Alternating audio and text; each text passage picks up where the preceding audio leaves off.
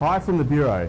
Heat from the arid interior looks to drive warm to hot temperatures, fire weather and severe thunderstorms for southeastern Australia. Last night, storms over the Eucla saw wind gusts to 139 kilometres an hour at Forest.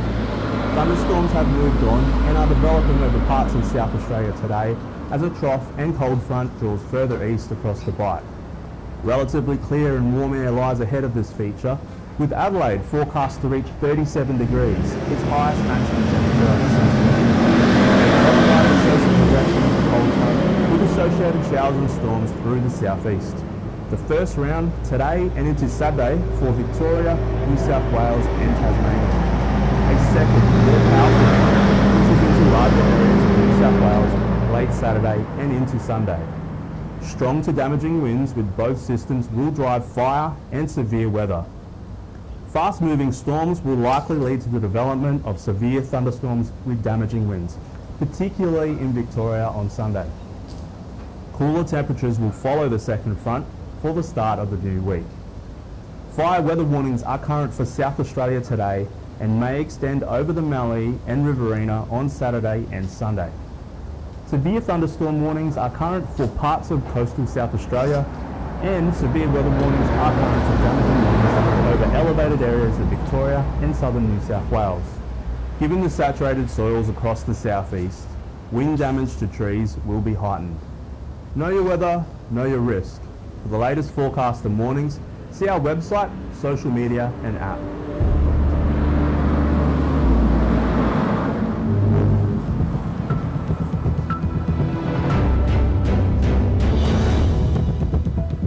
Continuing our Outlook 2022 coverage is Danielle DiMartino Booth, CEO of Quill Intelligence, and she is an expert on all things Fed and monetary policy. Welcome back to the show, Danielle.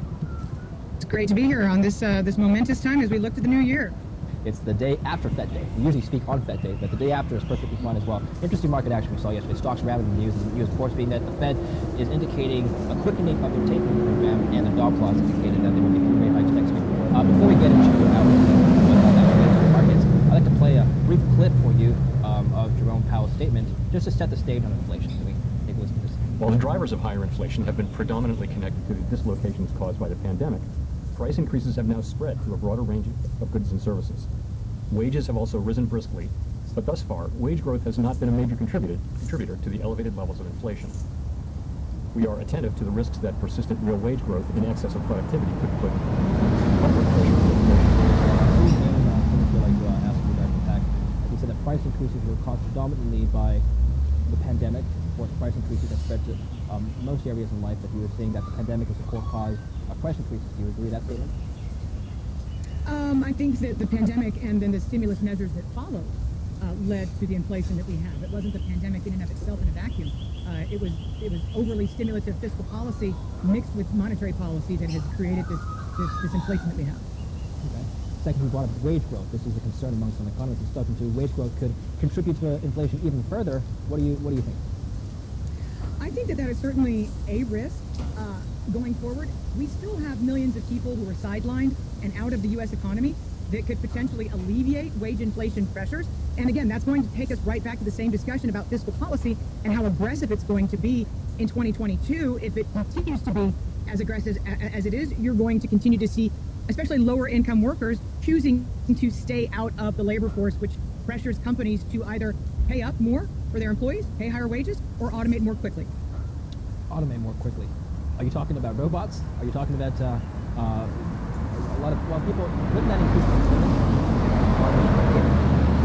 It certainly would, but there are real world examples. I mean, if you go to the Home Depot, there's exactly one individual, one warm body at the checkout. Otherwise, you're checking yourself out. My favorite example is they've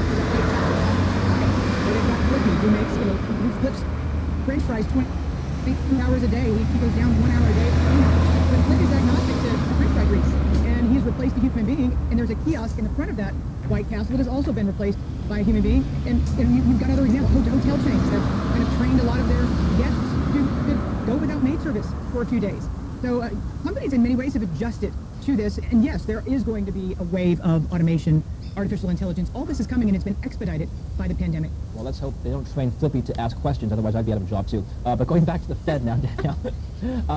3 rate hikes were projected by the dot plots. Now, you and I have spoken about the dot plots before. I know you're not a true believer in the dot plots in the sense that they're not perfect projectors of what's going to happen. So, do you think 3 rate hikes are a little bit too aggressive, or are they running the ball? Well, I think that the economy and the economic data, especially in the first quarter, as well as what happens with the yield curve, the difference between the short end maturity rates and long end maturity rates, I think that's going to be more of a dictator of whether or not that dot plot is even feasible, whether or not the Fed's even going to be capable of initiating a rate hiking cycle again. They're going to be, policy will be dictated by how the economy pans out in the first quarter. And as far as we know right now, the child tax credit that many U.S. households have been getting, 90% of U.S. children, 90% of U.S. households with children have been getting this cash infusion every month, average of $550. And they'll also not be getting income tax refunds that they think they're getting because they've been getting this child tax credit in cash. So there are some big bumps that we encounter right off the bat in the month of January. How high is the for that full employment is one of the references for liftoff? Are we at full employment yet? 4.2% was the latest unemployment rate. It's been trending down, but are you saying we're on the right track to full employment? I think the key from Powell's most recent press conference is the fact that he said that he was pleased with how much the unemployment rate had come down, even for African Americans. But that kind of helps him check a box and shift his focus back to the inflation mandate, which I think a lot of market participants would agree has been abandoned by the Fed, by Jay Powell in 2021 in favor of that employment mandate. But I think he spoke enough at this most recent press conference, and he echoed kind of the congressional testimony that he recently gave. Jay Powell sounding a lot like he sounded his first year in office, and that should actually make markets nervous. I just want to think outside the box a bit. We talked about the inflation mandate. Besides raising interest rates, Danielle, what else can the Fed do to combat inflation? Very difficult situation if you've got a slowing economy. There are very few tools that central bankers have to combat stagflation. And if we see persistence in food inflation, which we're likely to see, supplemental nutrition assistance, the program, those benefits increased 32% in October. So American families who are on this assistance program are getting somewhere around $550 a month. And that's why we've seen food inflation run amok. That's not a situation that you can back out of, easily at least. Let me ask you this. This is just a fundamental exercise. Suppose the Fed disappears tomorrow. Suppose the government does a complete, let's say, fair approach to economics where they let people do whatever they want. They let private businesses just do whatever they want. There's no intervention whatsoever. Do you think corporate America could fix this inflation problem on its own? Well, I think that if the government was less intrusive, and if you're talking about a world with much less stimulus, I think that you would have millions of workers who would be compelled to come back into the workforce just to put food on the table, just to provide for their basic necessities. So yes, if you let capitalism go back to being capitalism, instead of having fiscal and monetary authorities as intrusive as they are, artificially repressing the flow of labor into the workforce, then yes, I think that you would be resolving many of the inflationary pressures that we've been seeing. Absolutely. So do you think authorities are making this problem worse, or maybe? Oh gosh, yeah. How on earth could they be making things better by improving, by increasing by 32% what we used to call the food stamp program in the month of October? And this is very, very obvious politicking on the part of the Democratic Party heading into a midterm year, and they're literally trying to buy votes. And I'm not trying to make a political statement. I'm making an observation. And you can't tell me that increasing benefits by 32% is not filtered straight into food prices being up 32% year over year, grocery prices being up 13% year over year. This is not something that you should get the business of a very poorly conceived fiscal policy. I saw Jimmy Fallon interview President Biden just on the show, and he asked him, what are you going to do about the low approval rating down? Biden said, I'm not looking at them anymore. So, they were high, now they're low. Stocks are up that the Fed is population wide. Is the market agreeing with you that the Fed possibly cannot carry through with expectations? Yeah, I think that right now the market is laser focused on really what the message of the yield curve is. And I think that that's where most, especially professional investors, are focused. And if the yield curve is saying, it's an 8 basis points, let's just say that it continues to decline and maybe what happens if the Fed policy if they're looking at potentially raising interest rates with an inverted yield curve? And I think that was the situation in markets initially where they can cut the tough down, but they're not going to be able to execute. And they're not really going to be able to count on it. That maybe they're going to have to come back and ease more because of the slowing economy. The flip side of that is, and I think that we're seeing a backlash in today's market trading, is, again, I think a lot of traders have come back and said, well, wait a minute, why are we celebrating a slowing economy? So there's a little bit of an existential crisis going on between yesterday's trading and today's trading. It's very obvious that markets notice to make of a slowing economy and hawkish debt. That is great. So let's get your outlook now. Let's talk about what Danielle thinks. You putting all these pieces together. Do you foresee rates to actually go up in 2022? What is the likelihood of that happening? 0 to 100%. Well, I mean, look, I think that the new Jay Powell, who is the old Jay Powell, I would not put it past him at all, especially given that there is a consensus to go ahead and lift off. So you could easily do the math: $30 billion a month in January, $30 billion a month in February, $30 billion a month in $15 billion a month in March, and you can do the math to make it to where you can get to a March lift off that first. Let's assume, for the sake of argument, that all the projected rate hikes from the dot plot happen. So that's 3 next year, 3 the year after, and 2 in 2024. So that's 25 basis points times 75 basis points. About 75 basis points a year after that. That's 1.5% over the course of the next 2 years. Can we afford that? I mean, on $30 trillion debt, that's $300 billion, $400 billion plus to, just doing mental math, a year of increase in interest expenses. I would have to say no. The country, corporate America, even households, the wherewithal to shoulder higher borrowing costs in this country is very low. The sensitivity of the housing market to any increase in mortgage rates is rapidly apparent. And we have a lower threshold than we had during the pandemic because so much organic demand by millennials has been saturated.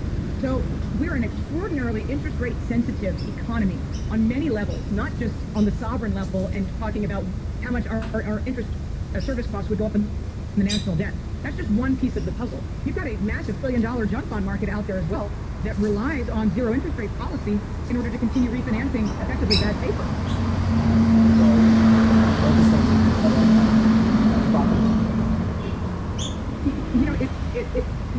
I think that the stock market is vulnerable, and valuations are really just one know how well they're going to incorporate the reduction in Fed liquidity. And even though we're not talking about shrinking the balance or anything that dramatic, I think that the closer that we get to liftoff and actually raising rates, the more nervous stock market investors are going to be, because that's exactly what we saw in 2018. Was the tighter the Fed got, the more nervous the stock market was. And I mean, fortunately or unfortunately, this is someplace that Jay Powell has been. I think he's scarred from 2018, but he has been sounding extraordinarily like the year that he was in office, and we'll see if he's able to stand that line.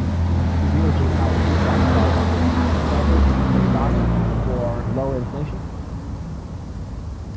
Well, that's a good question, and I think he's coming under tremendous amounts of fire, particularly because inflation is harming the lowest income earners, the middle income earners who don't have access to all the stimulus types of the safety net types of spending from the government. I think he's at the point where he needs to make a decision. And the question is a very delicate one, because if the stock market was to meaningfully correct, would that not bleed into the real economy? Yeah. So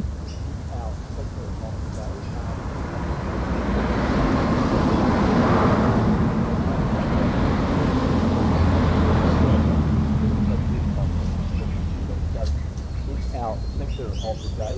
We've already taken a look at the buy now, pay later section. There's a bit of news around there at the moment. In fact, it is circling the train today with US regulators looking to crack the whip on the sector to protect consumers. The Consumer Financial Protection Bureau out of Washington saying it's concerned about accumulating debt, regulatory arbitrage and data harvesting.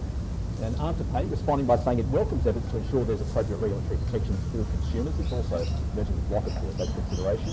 Shares down substantially, some 38% year to date, as we've seen from around September. BNPL today, it is a sea of red. In fact, just looking at the latest numbers there, both Zip and Afterpay down well over 7%. Also interestingly today too, there's some speculation that Zip may be eyeing a merger with its US rival Sezzle, although it's not commented on that.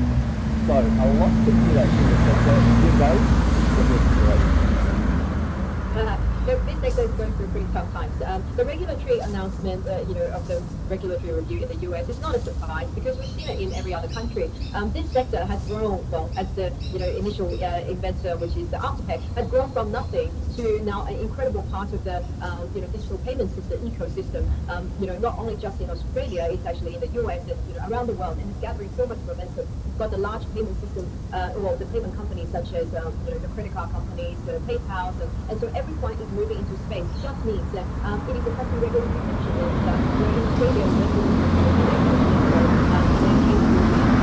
monitor, but as an insurer, we will have more regulations coming in just to ensure the health of the sector. So look, it's not a surprise, but certainly things will get a little bit tougher as we go forward. Competition is picking up in this space as well as we talk through all these large players going in. And I think one big theme in the next 12 months is consolidation. We're already seeing consolidation Afterpay has been taken out by Square, and we'll see more mergers. Most of these businesses won't be exist as the way it is in the next 12 months, simply because the sector needs to consolidate to really become the bigger and better, and they need to continue to expand and grow and capture all that addressable market. So it requires a lot of money into space and attracting a lot of attention. So my view is that it's volatile at this point. We need to watch and see, but there will be more. Okay, so it's too volatile at the moment, but if you're already in there, Junbei, do you hold where you are? Look, if you're already in there, I think you will still be a little bit more cautious. You probably a hold instead of a sell, and you want to stick to the large players. Don't go small, because smaller players do not have any competitive advantage in a world where it's rapidly consolidating and the competition increasing. All right, Adam, your thoughts, as Junbei said there, consolidation expected as we go into the new year. What are your thoughts? Well, Junbei is always eloquent as always. So, look, I think she said pretty much everything that I need to say. But look, I wanted to wrap some numbers around what these guys are basically talking about at the moment.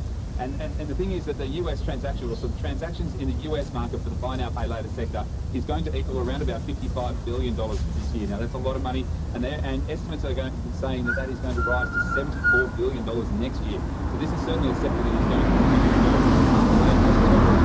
28,000 merchants on their books. Now that's up from 3,800 a year ago. Sorry, 2 years ago now. So look, huge growth in that sector, and I think definitely they need to have some transparency. Is that 53 million adults in the US lack traditional credit scores. So in other words, 53 million people can't really get a credit card, can't really get a home loan, can't really get any kind of access to credit, and then obviously they're seeing them taking up the buy now, pay later sector. And that's really where regulators are going to be talking about. Junbei is always eloquent as always. So look, I think she said pretty much everything that I need to say. But look, I wanted to wrap some numbers around what these guys are basically talking about at the moment. And the thing is that the US transactions in the US market for the buy now, pay later sector is going to equal around about $55 billion for this year. Now that's a lot of money, and estimates are going to be saying that is going to rise to $74 billion next year. So this is certainly a sector that is going to continue to go. Afterpay has a total of 28,000 merchants on their books.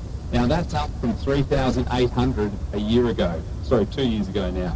So look, huge growth in that sector, and I think definitely they need to have some transparency. But the key thing, and I think what the US regulators are going to be talking about, is that 53 million adults in the US lack traditional credit scores.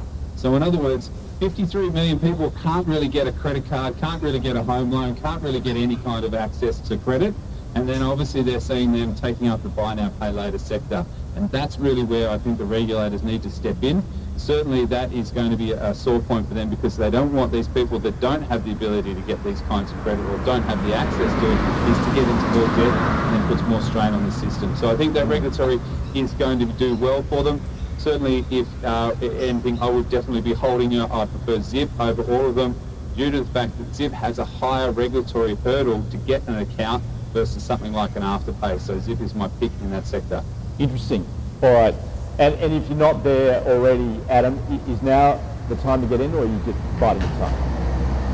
I think there's a good support level at $3.80. So if you're not in there, look for that support level, $3.80. I think it should do well when it hits there, and potentially have a bit of a bounce. So yeah, that's would be my level for entry onto Zip. Good one. All right, that is a summary of the buy now, pay later sector.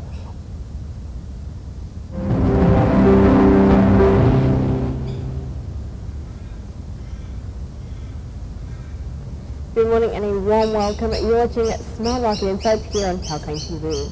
I'm Holly, and today we'll be shedding some light on 3 ASX healthcare stocks on investors' radar. The first of which is MediBio, which has raised $5.7 million via a placement. The mental health tech company MedBio is pioneering the use of measures that may help in the early diagnosis and screening of mental health conditions. The company has secured capital raising of approximately $5.7 million through a $2.25 million placement. And on top of that, $3.4 million is to be raised through a non-renounceable entitlement offer, under which shares will be offered at an issue price of 0.005 cents Australian, which MediBio, which has raised $5.7 million. The first of which is MediBio, which has raised $5.7 million via a placement. The mental health tech company MedBio is pioneering the use of measures that may help in the early diagnosis and screening of mental health conditions. The company has secured capital raising of approximately $5.7 million through a $2.25 million placement. And on top of that, $3.4 million is to be raised through a non-renounceable entitlement offer, under which shares will be offered at an issue price of 0.005 cents Australian, which is a 27.5% discount to the 15-day VWAP.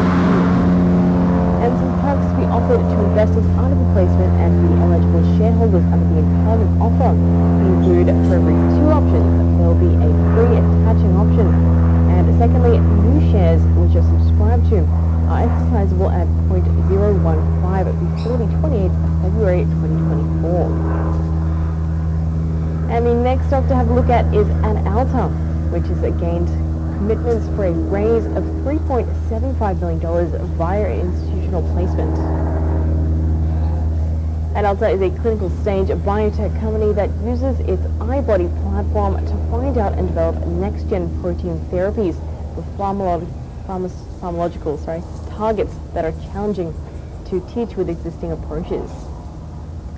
1AD has managed to raise $3.75 million through an institutional placement supported by multiple institutional and sophisticated investors. The placement will provide a discount of 10.4% to the issuance of new shares at a price of 0.037 per share and at 9.9% discount to the latest closing price. And the last stock to look at is Emburia. This is secured at And the last stock to look at is Emburia, which has secured at a positive animal study for the data of its novel ultra-pure CBD capsule. Emburia is a network of specialized medical clinics that collect clinical data from willing patients using custom-built software and technology. The de-identified data is sold as clinical evidence, and Emburia has contained a positive preliminary result for its preclinical animal study on EMD-003 capsule, which is Emuria's primary formulation and study, which was focused on comparing it to the Epidiolex oil, which is the only registered ultra-pure cannabis oil product in Australia and the US. EMD-003 was found having greater peak concentration and better bioavailability as compared to the equivalent dose of Epidiolex. The company is targeting a Schedule 3 registration with a CPA for EMD-003 in 2022. Well, that is all for now, but we'll be back with more smart market insights on our show on Monday. Till then, keep watching Kalkine TV for more market insights and the latest updates. I'm Holly Shields, signing off.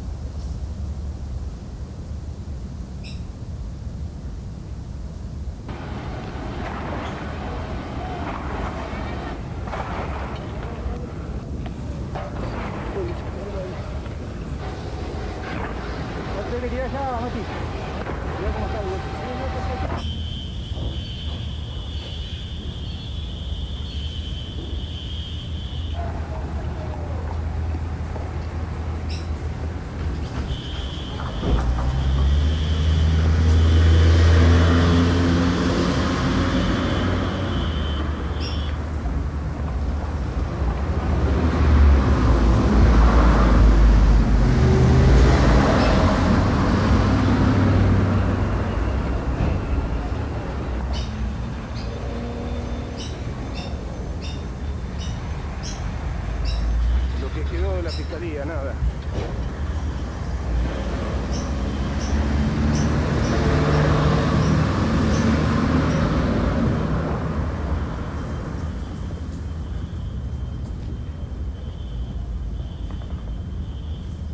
Welcome. May I ask you to switch on your cameras because our concern related to Russia's military buildup on the eastern Ukrainian borders are well known. Our position is very clear. We maintain our call on Russia to de-escalate tensions and refrain from any further aggression. We would like to be in a situation where relations with Russia are good, but this is very much depending on the choices made by Moscow.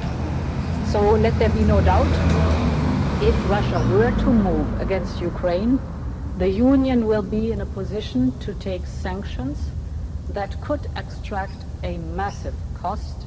We have done our work in that respect. Thank you. and good health. Thank you. Thank you.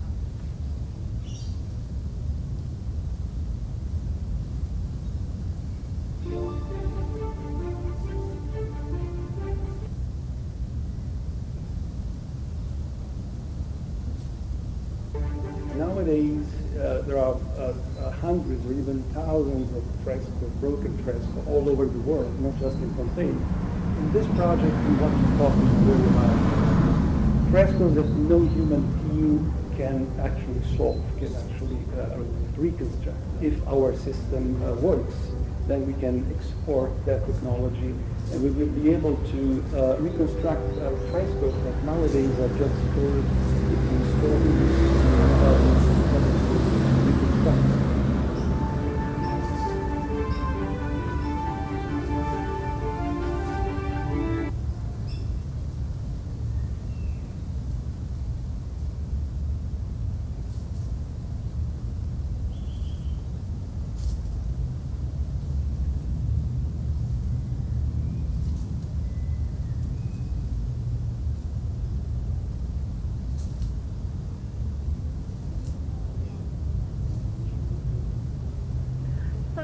So what can you tell us about this alleged breach? So what can you tell us about this alleged breach? So what we have found in the course of very lengthy reporting is that the freeze out by the US in particular of Huawei was driven in part by an incident that happened in Australia in 2012.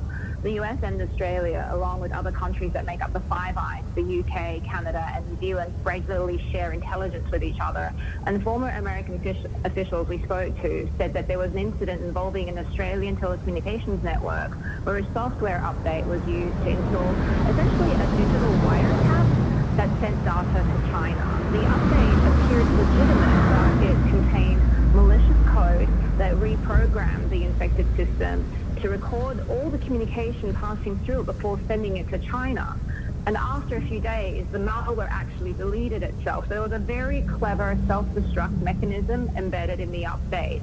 Investigators gained access to some of the systems, and digital forensics revealed fragments of the malware's existence. And the Australian government pieced the attack together using a variety of very sensitive sources, including human informants, according to the officials we spoke to. So around that time, the US House of Representatives Intelligence Committee had published findings that China's spy services had a wealth of opportunities to tamper with products from Huawei.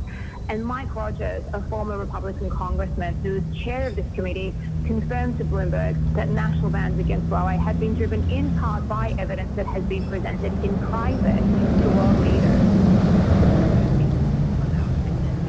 Access and the administrative patches that come out of Beijing are not to be trusted.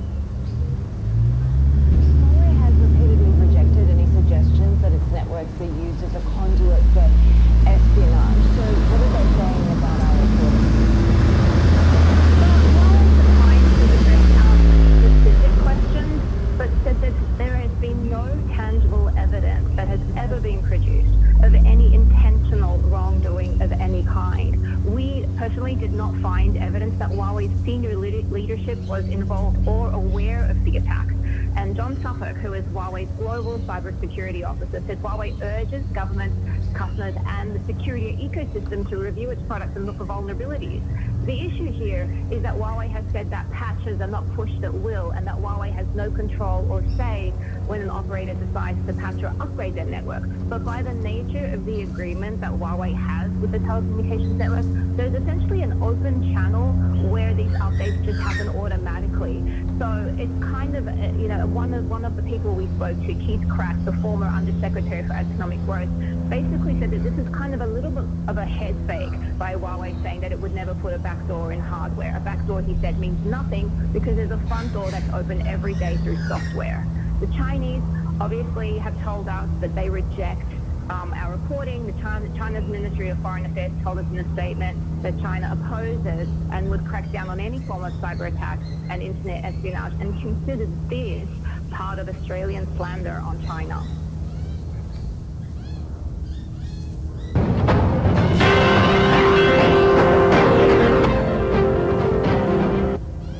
Formerly known as Threat Protect. Thanks for joining us, Denison. Looking forward to getting an update on the Australian security camera industry, I guess you could say, but I bet you're going to tell me it's a lot more than that.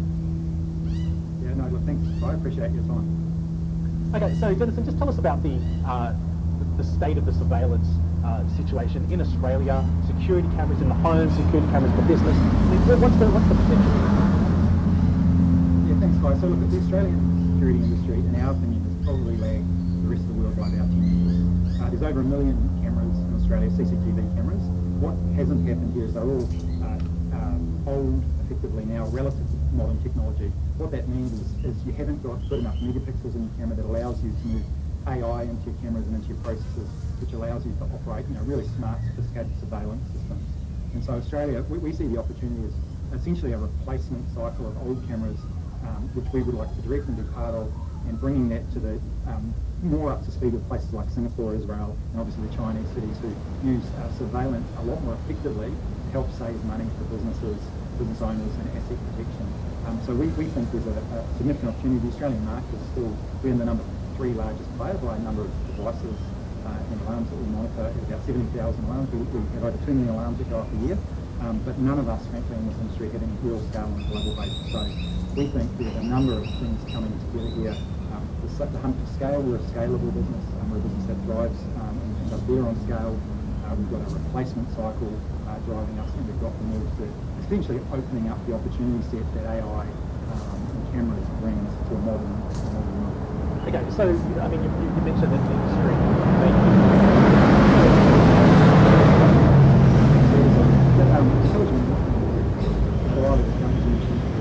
Itself was a series of roll-up transactions over about 5 years.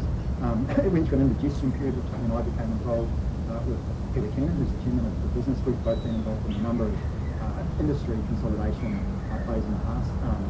The reality is, I see it as the largest player in Australia will have less than 10% in Australia, which is just far too many, and I would say 75% of those don't have scale or are really economic. So we are going to continue common platform in place around integration and discussions with other players. We think consolidation will benefit everyone, and we'd like to use the gains from consolidation to bring Australia's product suite and service suite up to a global standard and hopefully beyond and lead. Okay, so you mentioned that a lot of what the media business is going to be replacing the clunky old CCTV, probably something still using tape. But I mean, do you also have some daylight to explore in terms of expanding the number of cameras and products out there in the market? Look, absolutely. I mean, in a funny way, Sydney has actually got is the 6th largest per capita camera market, CCTV market in the world if you remove the Chinese cities. So we do have a lot of cameras, but what we are finding is there's increasing demand to use smart cameras, smart technology for things like workplace safe and health and safety, and also aged care and aging in place at home. So we're working with a company called CareTech, which has recently to us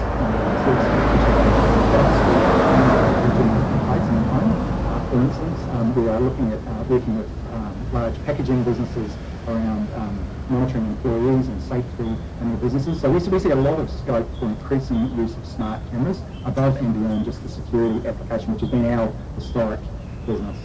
Okay, and look, you mentioned the name change there, as did I at the beginning. Can you just tell us, the year that was, how you've gone in terms of turning around a business that, obviously had faced some challenges in threat protect?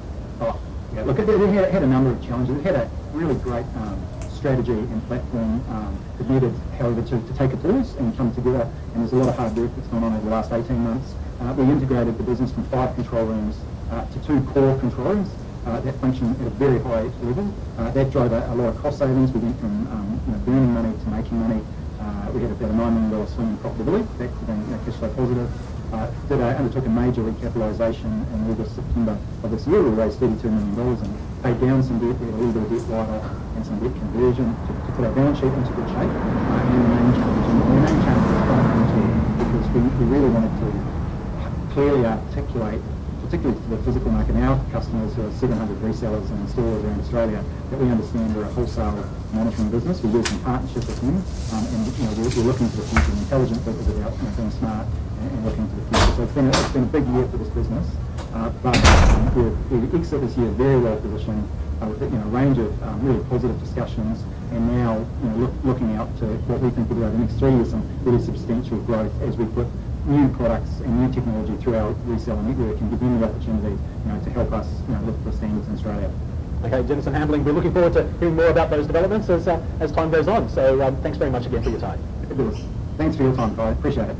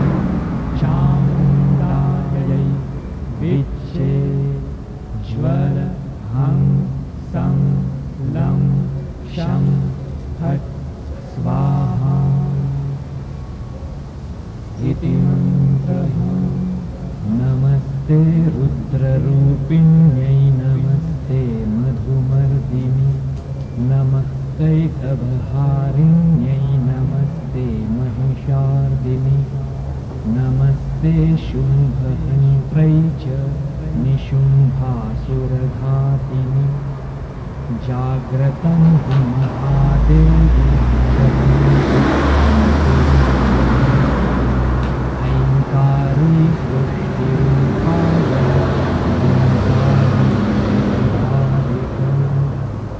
लिङ्कारी कामरूपिण्यै बीजरूपेण स्तुते Chamunda चण्डघाती च यैकारी वरदायिनी विच्चे च भयदानक्रं नमस्ते मन्त्ररूपिणी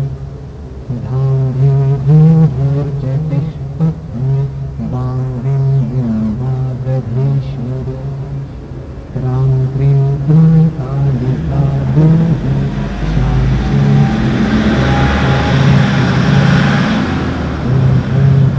ताररूपिणी जं जं जं जं भनादिनी भ्रां ह्रीं ह्रीं भैरवी भद्रे भवान्यै ते नमो नमः अङ्कं च तं तं तं यं शं जुं ऐं ह्रीं हं क्षं धिजाग्रं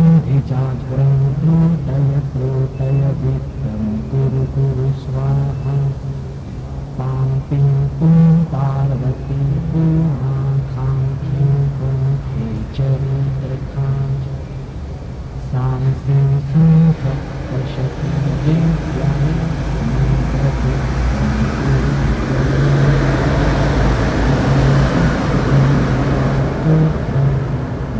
मन्त्रजागरति हेतवे अभक्ते नैव दातव्यं गोपितं रक्ष पार्वती यस्तु कुञ्जिकया देवी हीनां सप्तशतं पठि न तस्य जायते सिद्धि अरण्ये रोदनं यथामि इति श्रीरुद्रयां नमो Gauri Parvati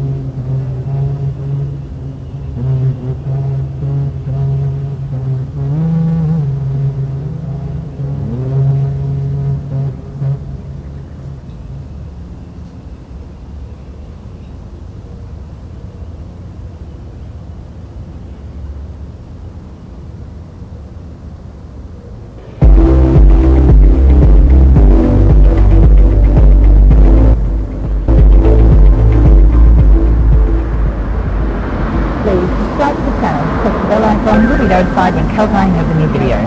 Today we're going to explore will 2022 be the year biometric credit cards by Smartmetrics are introduced. I'm Sage for Calpine Media. And when credit cards like Diners Club and American Express were introduced into the US in the 1950s, they instigated the introduction of store cards, and then decades later came the bank credit cards. And now we're seeing credit card majors like MasterCard and Visa linking with cryptocurrencies to allow payment via the internet currencies on their credit card platforms. Smartmetrics is the leader in fingerprint activated biometric credit cards, and 2022 is the projected year, the first time the banks will integrate this new advanced biometric credit cards into their product offerings. It is estimated that only 16% of families residing in the US held a bank card in 1970, and this increased to more than two-thirds in 1998, according to the Federal Reserve surveys of consumer finances. Credit cards can be linked to the widening pay gap that exists now and started back in the 1970s. And we aim to fight credit card fraud. The US held a bank card in 1970, and this increased to more than two-thirds in 1998, according to the Federal Reserve survey. Credit cards, the first time the banks will integrate this new advanced biometric credit cards into their product offerings. It is estimated that only 16% of families residing in the US held a bank card in 1970, and this increased to more than two-thirds in 1998, according to the Federal Reserve surveys of consumer finances. Credit cards can be linked to the widening pay gap that exists now and started back in the 1970s. In the aim to fight credit card fraud, Smartmetric's biometric card uses microelectronics inside a slimline card to validate the user's ID. It has a large memory with a fast processor, and it's also designed with its own power source functioning fingerprint scan before the card is inserted into the reader. Now, these new dimensions of advanced technologies will still be operating in the world as we know it, and theory must be put into real-world practice for it to be a success.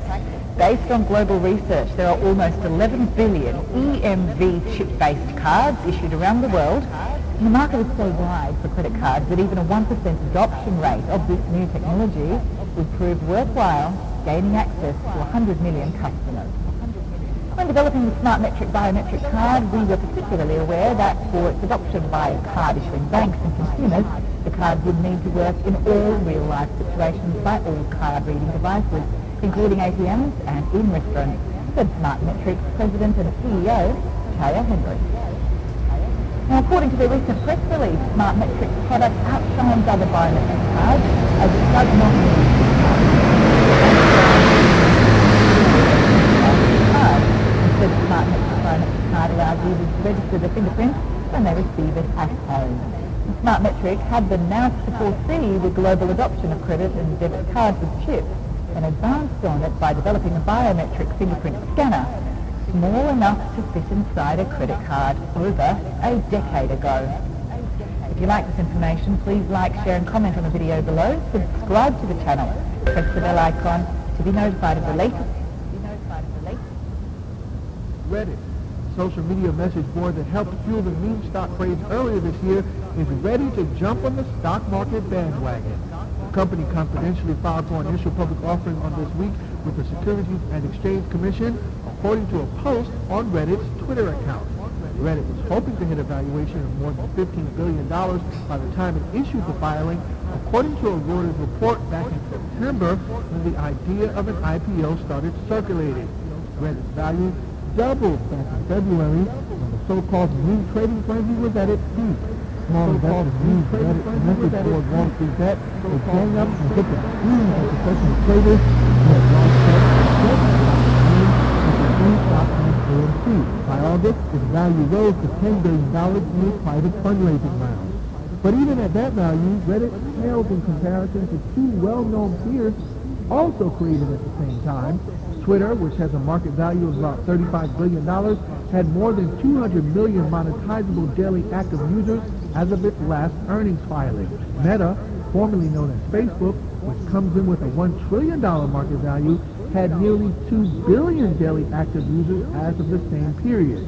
Of course, one of the topics on Reddit's Wall Street Bets Thursday was the Reddit IPO, with one thread getting nearly 6,000 reactions by midday. And this, of course, coming on the back of the first interest rate hike among developed nation central banks with the BOE. Not to mention that, of course, the Federal Reserve is turning hawkish. So in this environment, why do you expect rates to be made low, and how do you position?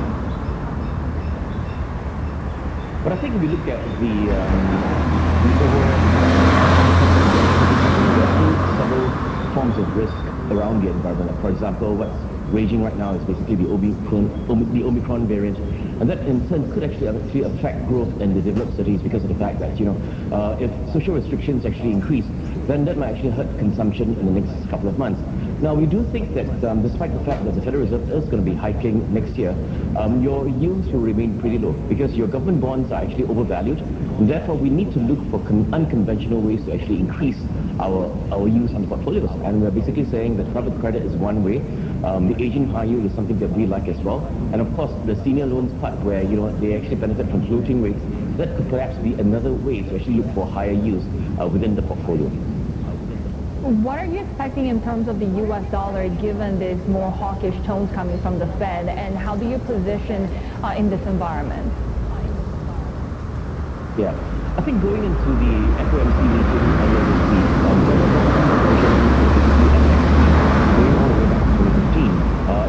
post the announcement itself, there's some profit taking on the dollar, and last night we saw the dollar index actually come off to about just slightly below 96. But on a medium to longer term basis, we do think that the dollar will likely remain strong, given the fact that, you have basically the Federal Reserve actually embarking on a double pace of tapering. We do think that rates will rise next year, and that basically means that the yields on the US dollar will likely increase further and widen the gap between the dollar and the rest of the G4 currencies. That in turn basically means that where the institutional investors are concerned, they are likely to be actually switching to the dollar, looking for higher yields. So we do think that the dollar will probably end next year on a stronger note. Okay, well, when it comes to equities opportunities in this part of the world, there seems to be a lot more optimism for Japan, particularly if you like cyclicals, if you like that persistent low inflation, and if you like the fact that the corporate earnings outlook has been gradually getting revised upwards. Do you see that as a compelling market? Yes, I think on a short-term basis, we do like Japan because of the fact that, Japan has been a laggard where the economic recovery is concerned. And if things stand where they are right now, and assuming that Japan is not hit badly by another surge of COVID-19 in the form of the Omicron variant, then I do think that Japan is actually likely to actually outperform on a short-term basis, largely given the fact that it's lagging. There's still quite a fair amount of liquidity, and the Japanese economy seems to be doing pretty well. And in fact, last night, the Japanese government has basically said that if things stand where they are, and if the recovery keeps in pace with what they're looking for, then there is a chance that they might actually have to actually revise some of their QE purchases just to make sure that the economy does not go into a inflationary mode like what we are seeing in the US at the moment. Some of the analyst calls for China in 2022 are eyebrow raising, let's put it that way, right? Do you think the amount of optimism when it comes to recovery in China's equities is warranted? Yeah, that's always the tricky part, right, where China is concerned. I think if you look at the valuations, the Chinese market is cheap. If you look at the Chinese high yield issuers, it is actually very, very cheap. Now, we do think that the worst is over for the Chinese equities market, but at the same time, you can't really discern the in fact, if you look at where things stand, we really need the situation in the property market to actually settle before investors, whether it's institutional or retail, are likely to actually power back into the Chinese market. But if you look at China, on a relative basis, China has actually underperformed by about 40% versus the MSCI World Equities and versus the European and the US equities as well. And 40% is a huge margin, right? And if you look at the valuations again, valuations in China is cheap. But at the same time, what we think is probably likely to happen is that 2022 will probably see a weaker yuan, right? A weaker Chinese yuan. And that has actually already started because of the fact that, just a couple of weeks ago, the Chinese government actually increased the reserve requirement FX ratio for the local banks. And that is a signal to the market that they are actually quite uncomfortable with the strength of the renminbi versus the US dollar. Now, if the yuan weakens, that in turn usually portends that the Chinese A shares will probably be weaker as well, because the correlation between the yuan and the Chinese A shares is actually pretty strong. So at this point in time, the H shares seems to be quite undervalued, and we do think that where the H shares are concerned, they still seem to be pretty better value compared to the A shares index. Kelvin, before we let you go, and I'm pretty sure this will be the last time in this year that we'll speak to you, let me get to our question of the day. From stocks to FX, what are your big calls for the new year? How does the pandemic tapering, or as you say, in the case of the PBOC, easing economic growth and rate hikes play out in your market calls? Yeah. We're optimistic that 2022 will be a year where despite the fact that liquidity conditions in the developed markets are tightening, I think on the Chinese side, you're probably going to see the opposite, right? Because China was the first economy to be hit by COVID-19, first to recover, and therefore it was the first economy to actually experience tightening earlier this year. In 2022, we do think that the Chinese will probably have to actually ease credit growth in the Chinese economy, because if not, then economic growth in China will come in at about 5.4%, which is way below the 5.86% target that the Chinese government has set. So we are actually optimistic that 2022 will be a much better year for Chinese equities. Two Sydney gangland murderers have been handed life-threatening sentences for the infamous execution of 3 men in 2016. Court suppression order had kept details of the crimes of ringleader Abu Zar Bhutani and his henchmen remained secret for years. That order was lifted yesterday. Now a judge has condemned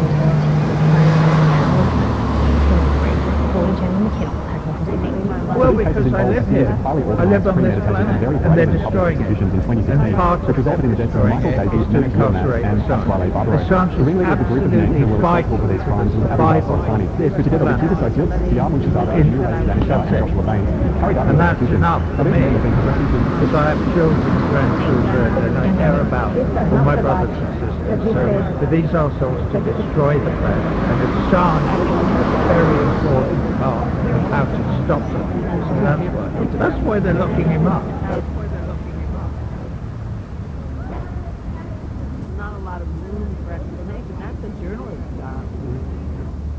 We're gone. In 1981. The New York Times, the Washington Post had no problem publishing and commercializing and commodifying what Julian made available. And we don't hear anything from them now. And you would think that they would feel threatened for the future of what journalists are allowed to question.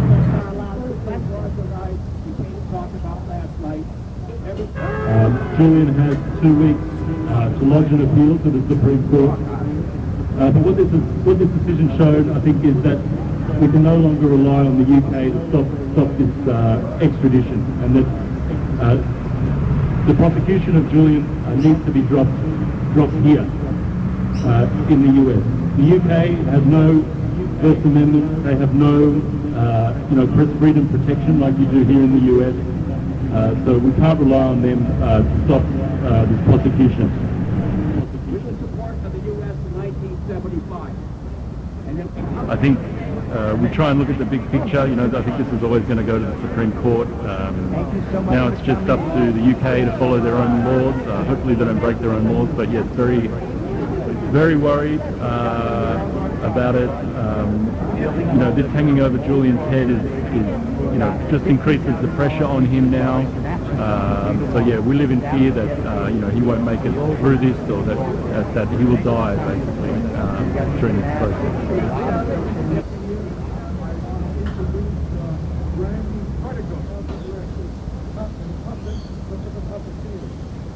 He's suffering after these 11 years. It's taking its toll on him. He has all these symptoms of psychological torture and things like that. So, he's not the same man he was, when all this began. And it's heartbreaking to see that happen to him.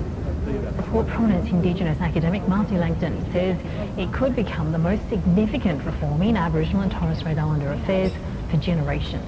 Most responsibilities that affect anybody, and this applies to Aboriginal and Torres Strait Islander people, are the responsibilities of the states and territories, such as education, housing, water, roads, etc. And this is where we need change, this is where we need reform, and this is why Aboriginal and Torres Strait Islander people are so very serious about having a direct voice into those matters. And so it's at the state and territory level, and of course the local government level, where the voice is the most important. Our report runs to over 200 pages. It's a major body of policy and recommendations, and design work and advice on implementation. I think it's an historic foundational document for the concept of the Indigenous voice, and it will stand for all time. A significant majority of Australians support constitutional recognition. But the question they ask is, well, what's the voice? What would it do? What does it look like? Our report answers that question. Linda Burney is the Shadow Minister for Indigenous Australians. She says the proposal falls short. The Morrison government has, at the very beginning, 3 years ago, said that this was a priority. And here we are on the eve of an election, just before Christmas, rolling out a report that bears no resemblance to what the Uluru Statement said. The Uluru Statement was clear. They wanted a constitutionally enshrined voice in the Parliament, a Makarrata Commission for treaty and agreement making, and a national process of truth-telling. None of those things have been delivered by what the Morrison government has more or less announced today. The truth is that this bears no resemblance to what Uluru said almost 5 years ago.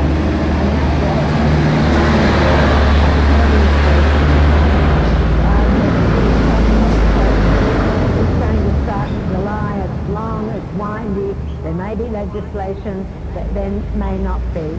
This does not provide the certainty that Uluru asked for. Two Sydney gangland murderers have been handed life prison sentences for the infamous execution of 3 men in 2016. A court suppression order had kept details of the crimes of ringleader Abu Sultani and his henchmen remained secret for years. That order was lifted yesterday. Now a judge has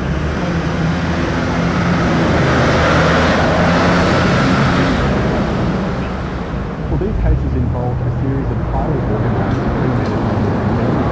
public executions in 2016, which resulted in the deaths of Michael Davey, Mehmet Yilmaz and Pasquale Barbaro. The ringleader of the group of men who were responsible for these crimes was Abuzar Soltani, who together with his associates, carried out these executions. Siam responsible for these crimes and Pasquale Barbaro, which resulted in the deaths of Michael Davey, Mehmet Yilmaz and Pasquale Barbaro. The ringleader of the group of men who were responsible for these crimes was Abuzar Soltani, who together with his associates, Siam Munshizada, Mirwais Daneshah and Joshua Baines, carried out these executions. Now these men have been progressing through the New South Wales Supreme Court in a series of criminal trials for several years, but the details of the crimes which have come out in those trials hasn't been able to be reported due to a court suppression order. Now those orders were lifted yesterday, which means that this week the details of the crimes have been revealed, including the level of communication that these men had with each other on encrypted BlackBerry mobile phone devices. Today in the New South Wales Supreme Court, Justice Desmond Fagan has sentenced to life behind bars. The judge said these crimes involved a meticulous level of planning and a callous indifference. He also condemned the callous contempt for human life that these offenders have shown in handing down what is a very lengthy sentence. That each of the offences of murder is committed by Soltani and by Munshizada is in the worst category of case. The level of culpability of each of them in each murder is so extreme that the community interest in retribution, community protection and deterrence can only be met through life sentences. The heinousness of the crimes can only be met through life sentences. Community protection and deterrence can only be met through life sentences. Community protection and deterrence can only be met through life sentences. The heinousness of the crimes lies in the offender's callous contempt for human life, their premeditation and planning, their objectives of criminal commercial advantage and depraved self-gratification. Received a minimum jail sentence of 27 years, while Daneshah received 11 years. Now those two men were only sentenced for various roles in the murder of Pasquale Barbaro. Part of the evidence in these trials was the encrypted mobile phone devices which the men were using to communicate with each other. Now they were quite sophisticated. They were able to be wiped remotely in the event that those phones were seized. And it wasn't until 3 years after the killing that police were finally able to retrieve emails that the men were sending to each other immediately after the killings. And that was a key part of the evidence which helped secure the convictions. Outside court, the commander of the evidence which were sending to each other immediately after the killings, and that was a key part of the evidence which helped secure the convictions. Mirwais Daneshah and 12 crimes with order crimes have been revealed. Again, these crimes involved a meticulous level of planning and it has happened. The level of culpability of each of them in each murder is so extreme that the community interest in retribution, punishment, community protection and deterrence can only be met through life sentences. Community protection and deterrence can only be met through life sentences. The heinousness of the deterrence can only be met through life sentences. These cases show the level that encrypted email communication can impair the police work involved in upholding the law and keeping the public safe. But ultimately it seems in these cases the police work prevailed and the men have been brought to justice. A mixed martial arts fighter has been sentenced to 27 years in jail for killing his girlfriend in an ice-fueled jealous rage. Sale Kenneth Newsom was convicted of murdering Callie McBride in the New South Wales Upper Hunter Valley. Reporter Giselle Wakatama reports from Newcastle. It was one of the Hunter Valley's most high-profile missing persons cases. Callie McBride, a young mother of two, disappeared in 2014 in the Upper Hunter town of Muswellbrook. Now, until her body was found in 2016, she became the face of Missing Persons Week. Now, her boyfriend at the time, Sale Kenneth Newsom, was eventually charged for her murder. And today he learned his fate, jailed for 27 years with 19 years, 9 months non-parole. Now, the judge, Mark I. Race, didn't hold back when he was sentencing Mr. Newsom. He said he wanted noted on the record that this was a domestic violence murder and that basically it was a case of unrestrained brutality on Callie McBride. He said that Ms. McBride had 23 separate fractures to her head and fractures to the rest of her body. He noted that there was a complete disregard for Ms. McBride when Newsom dumped her body off a quiet country road near Stone. He said really it lacked dignity and it was a callous act in terms of dumping that body. So Mr. Newsom has always maintained that he's an innocent man. Indeed, he told the jury that convicted him that they got the wrong man, and just recently he's released a statement saying that he plans to vigorously pursue an appeal. He'll be eligible for parole in 2038, and that's due to time already served.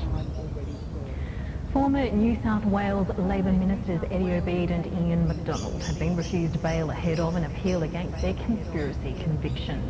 In a landmark case, the former ministers and Eddie Obeid's son Moses are in jail for conspiring over coal mining.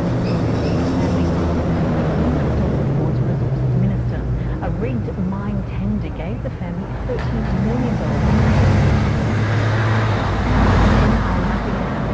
In September, McDonald is serving a minimum of 5 years and 3 month sentence.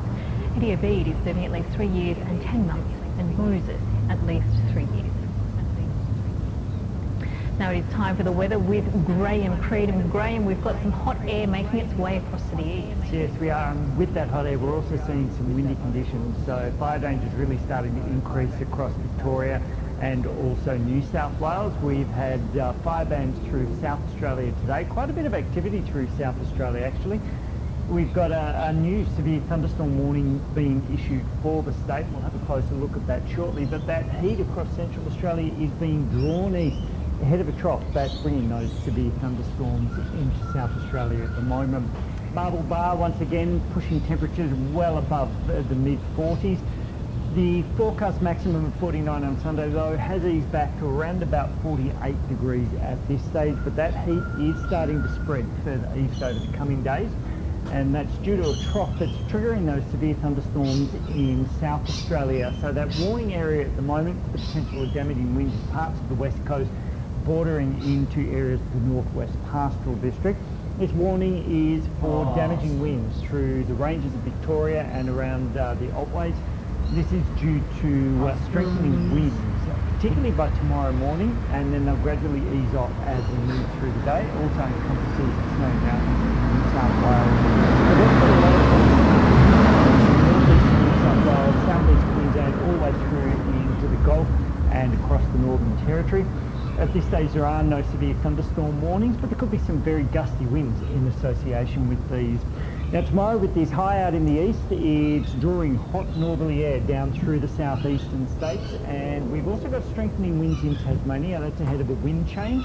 That'll also introduce some milder air. The potential of thunderstorms about the ranges in the southeast, and they could also trigger the potential of some damaging winds. So we could see one or two of those storms popping up around the Canberra area. A hot day in Melbourne. That's ahead of an afternoon wind change.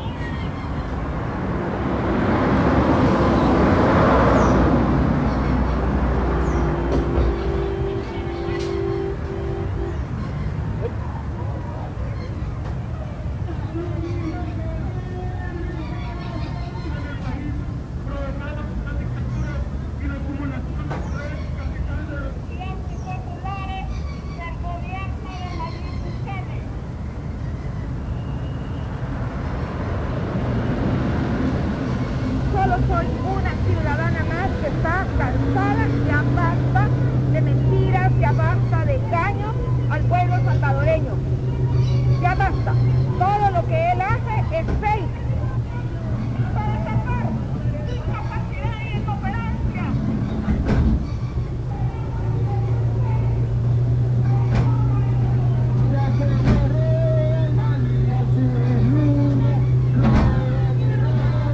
Nos manifestamos en contra de los problemas que tenemos como población salvadoreña y la falta de medidas que tiene que tomar el gobierno, como el derecho humano al agua, la desaparición de las mujeres, la violencia contra las mujeres y las juventudes, y también por la aprobación de la ley Bitcoin.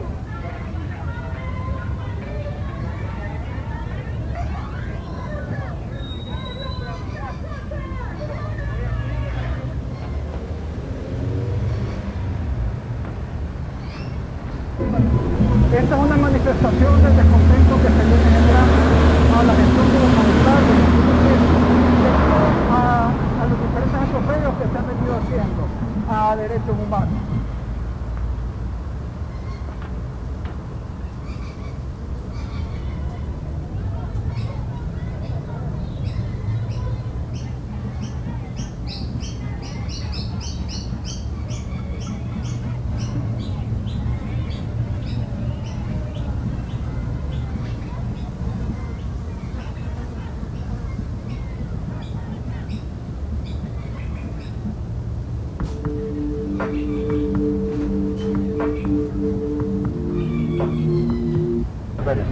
Ancora altre 6 sul quelle materie, i soppositori stanno lavorando ininterrottamente da più di 13 ore, per questo io li ringrazio per quello servito, ma veramente la macchina si è messa in moto in maniera importante.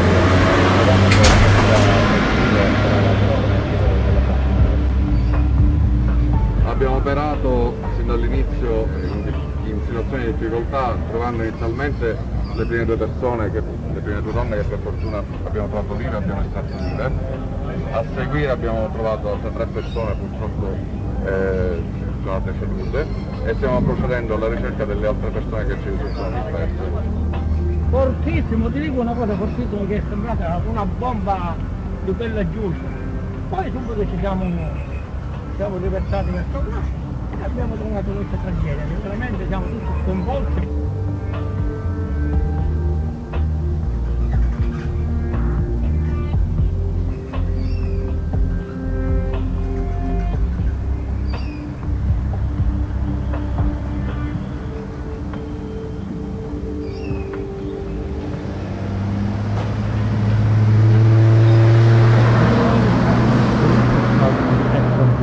With a shareholder resolution calling for deeper cuts in its carbon emissions. Dutch Group followed this, has urged the US energy giant to publish targets for reducing greenhouse gas emissions and the burning of fossil fuels sold to customers. The aim is to meet targets for below 2 degrees Celsius. Exxon has blocked attempts to file similar resolutions.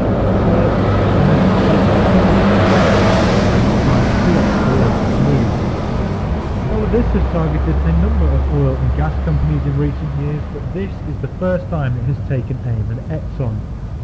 It comes 6 months after the hedge fund Engine No. 1 successfully placed 3 new directors on Exxon's board in a move to change its climate policies. Earlier this month, Exxon released a new strategy for investment out to 2027. It said it would raise spending on emission reduction projects to $15 billion over the same period. Ahead of 2022 shareholder meetings, Follow This has also filed motions with Shell, BP, Chevron and others.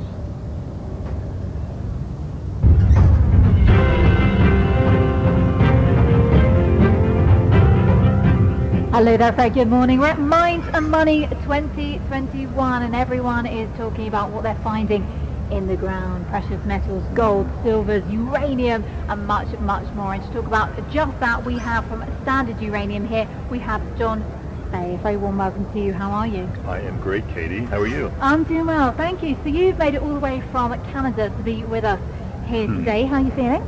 Feeling great. It was a bit of a journey to get here. A few hoops to jump through to make it over here, but I'm really happy that I'm here. On top of Minds and Money, we've got lots of great meetings booked through London this week, and it's wonderful to be back here first time in 2 years. Brilliant, John. That's fantastic. Very enthusiastic. I like that. So let's kickstart this. I've never interviewed you before, so tell me what the company is all about from the beginning. Sure. So we are a uranium exploration company based in Canada. So our projects are all in northern Saskatchewan, the area called the Athabasca Basin, which is the best place in the entire world to find Saskatchewan, the area called the Athabasca Basin. Uranium, why uranium?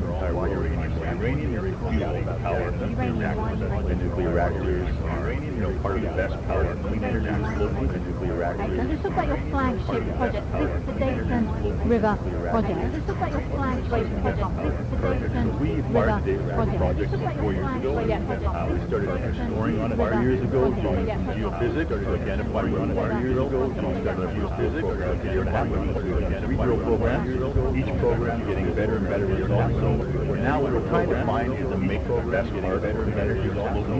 Now what we're trying to find is flagship project. This is the Davidson River. Our uranium exploration company based in Canada. So our projects are all in northern Saskatchewan, the area called the Athabasca Basin, which is the best place in the entire world to find uranium. Of course it is. Yes. Uranium, why uranium? Why uranium? Well, uranium is the fuel to power nuclear reactors. And nuclear reactors are, part of the best part of clean energy this globe needs. Excellent. Let's talk about your flagship project. So this is the Davidson River Project. What's the situation with this one? Perfect. So we acquired the Davidson River Project about 4 years ago. Yes. We started exploring on it 3 years ago, doing some geophysics to identify where we wanted to drill, and we started our first drill program a year and a half ago. We've done 3 drill programs. Now what we're trying to find is a major high-grade basement-hosted uranium deposit. Now just to the east of us, there's 2 world-class deposits. One is NextGen's Arrow project, and the other one is Fission's Triple R. And those are about 25 kilometers east of us, sitting on the same Patterson Lake trend. So that's exciting for us and for our investors because we're trying to duplicate that, make it a discovery. Now, cheers, those big, grand ambitions there, John. That's what we like. You mentioned some of those results. Can you give us a flavour as to what you've discovered so far? Yes. So what we're looking for is a high-grade discovery. What we're seeing is the structures, the alteration, the graphite and the sulfides, a little bit of radioactive core. But what we really need to see is some, high-grade discovery core. That's what we're looking for. Okay, you've got 5 projects in total, right? We have 5, yes. Talk me through them. Okay, so Davidson River is our flagship. That's in the southwest corner of the Athabasca Basin. Up in the north, we have our Sundog project. We'll talk about that one next. And on the eastern side, we have 3 projects called our Canary, Ascent, and Atlantic. Those are very early stage, and we hope to be exploring those later this summer. Okay, let's talk about the Sundog one then. The Sundog. So Sundog is in an area called Uranium City. So this is Canada's first ever uranium district, where they were actually having uranium mines from the 50s all the way up to the early 80s. And now we're going back there once again with new technology and new geological ideas, and we're going to be drilling this project for the very first time this March. Oh, March. That is quite soon. Yes.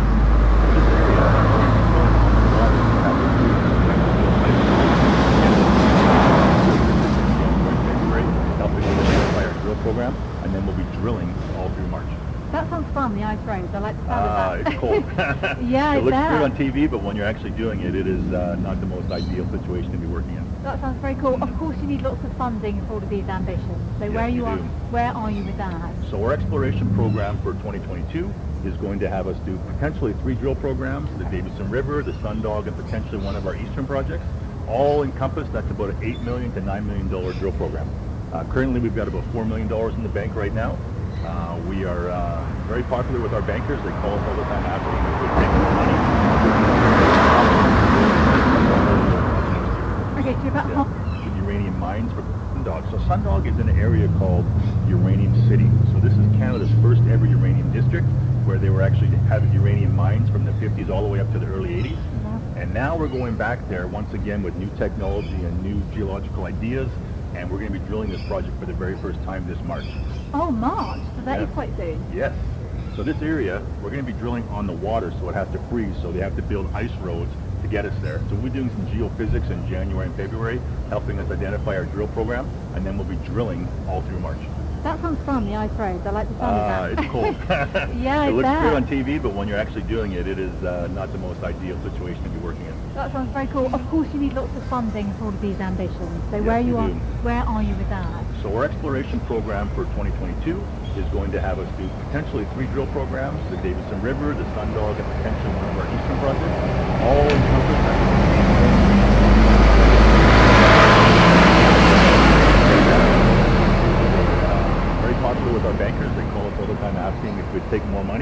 at this point, we're not. We're going to be waiting probably into early of next year. Okay, so you're about halfway there in terms of the funding. We're about halfway there. We could start and going probably halfway through our program through the summer, but we anticipate the uranium market is going to pick up strongly in Q1 of next year, and then we'll be able to find terms that are more agreeable to our execs to jump on those financing. Of course. Let's pick up on that, what you just said about the market, maybe the macroeconomics.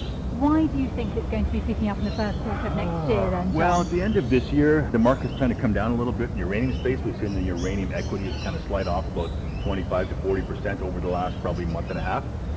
For us, we know that Q1 is going to be an exciting time. There's a bunch of catalysts happening. The biggest catalyst is actually a company called Sprott that's come into the space, and they've created a fund called the SPUT. It's a physical uranium trust, and they are going to be getting a New York listing in probably the first half of next year.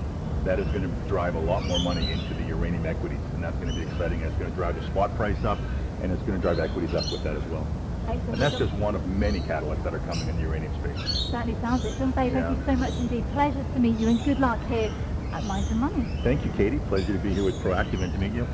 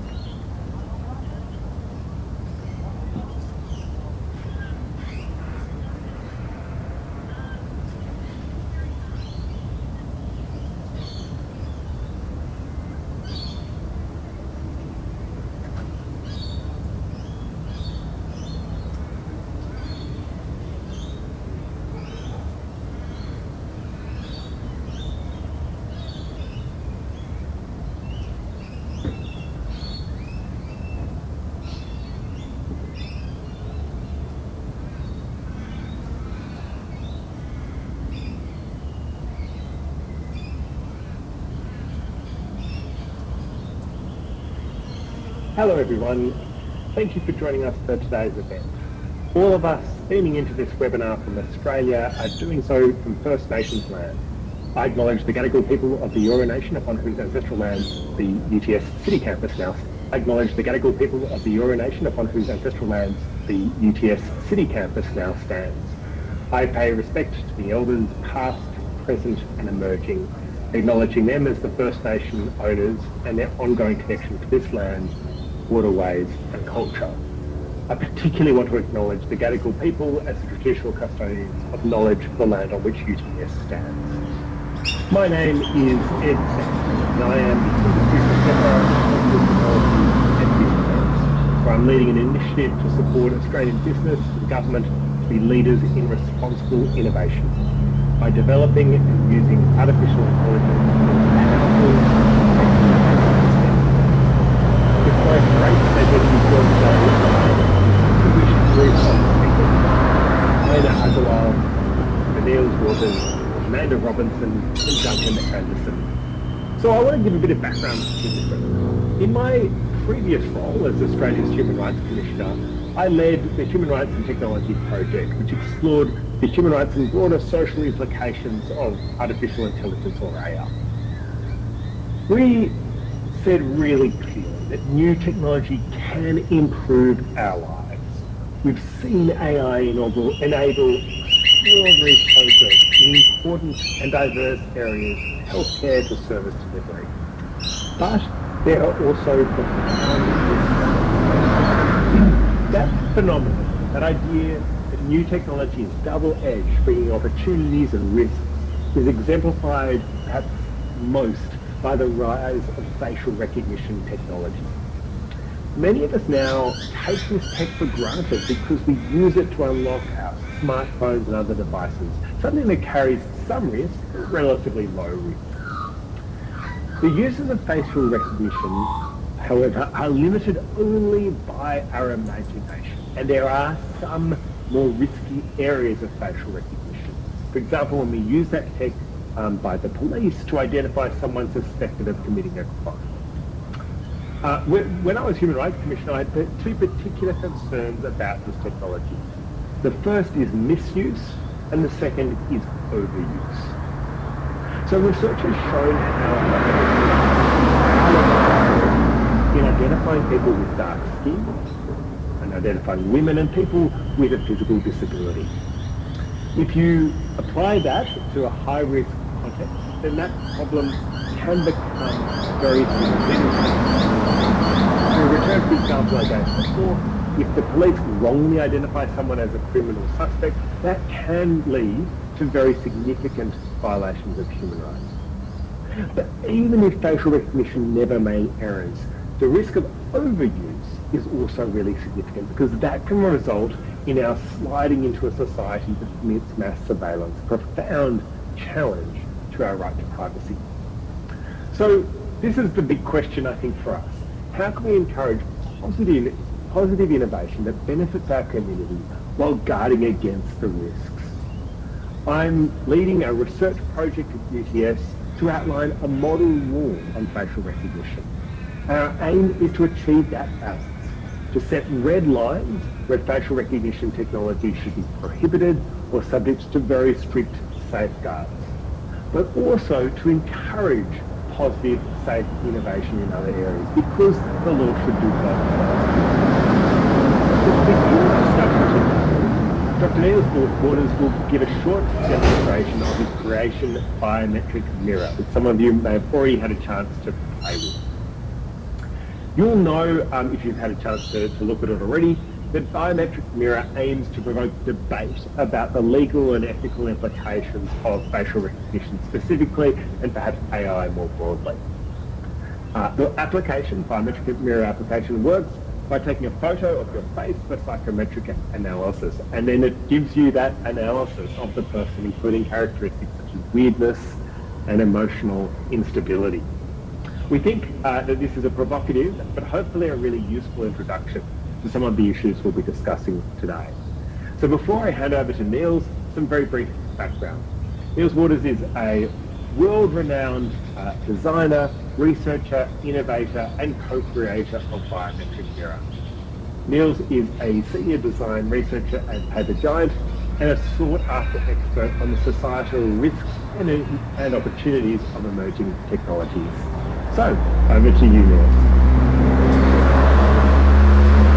Thank you so much for that introduction, Ed. And I can only echo your point that you introduced so eloquently. I think as a technologist myself, as someone who is really interested in human-to-computer interaction, but also as a trained architect, I really think that innovation can only be responsible and can only be positive if at some point we include the public in those conversations. And when I started looking into facial recognition technologies a couple of years ago, there was an enormous debate sort of emerging in the Western world where some academics took it upon themselves to develop fairly controversial facial recognition systems and models. And I really identified that as an opportunity to bring the discussion around the challenges and the opportunities into the public realm. So really what we did was set out and develop our own controversial facial recognition system that we conveniently called biometric mirror. Now I'm going to share my screen with you, and if I'm not mistaken, you might have all received a link to try out the biometric mirror analysis yourself, if you haven't. And again, as called now, first of all, this is research. Second, any assumption and any analysis or conclusion that biometric mirror presents you with, please take that with a significant or very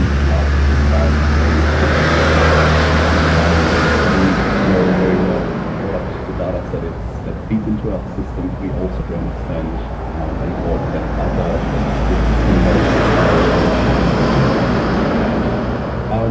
what does biometric mirror do? As this webpage says, it's a tool that can be used to assess your personality by simply looking at your face. And look, many of us, we roll down city streets, or hopefully at least lately, we roll down city streets, and very often we make so this in itself is not a new thing. We are automating that process. What have we done? forms that we agreed to that we signed. Once I click agree, you'll get a second view into my home office, and you'll see that my face is already identified. Once I'm happy with a certain posture, and I'll do a bit of a smile before I press the button at the bottom of the screen. But once you're in position, once you're happy with how you appear on the screen, you can take a photo of yourself. Definitely smile. That's what we all do. The biometric mirror then takes a couple of seconds to upload your face to our facial recognition model, and you then see some of these assumptions appear straight away. Age isn't too far off. I think it's about if I'm not mistaken, 2 years off. But you also see that biometric mirror very quickly turns nasty and starts to analyze traits that, first of all, I wouldn't necessarily want to be shared with computers, with systems.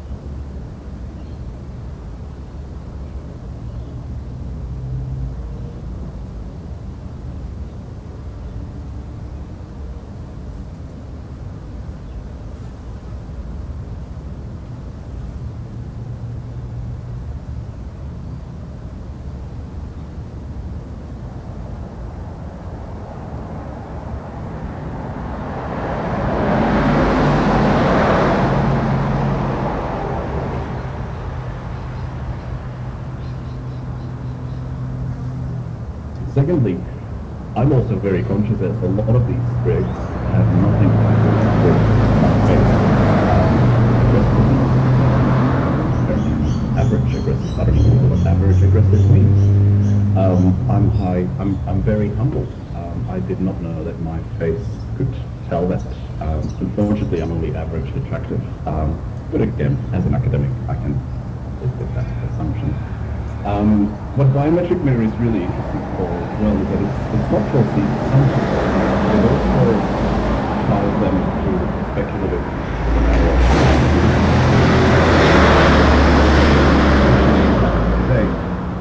but I'm indeed perceived to be quite aggressive and 39 years old. I'm not sure how that matters, but imagine that this information is automatically fed to police forces to monitor my movements, or to monitor some of my movements. Of course, that is very far from a desired and wanted scenario.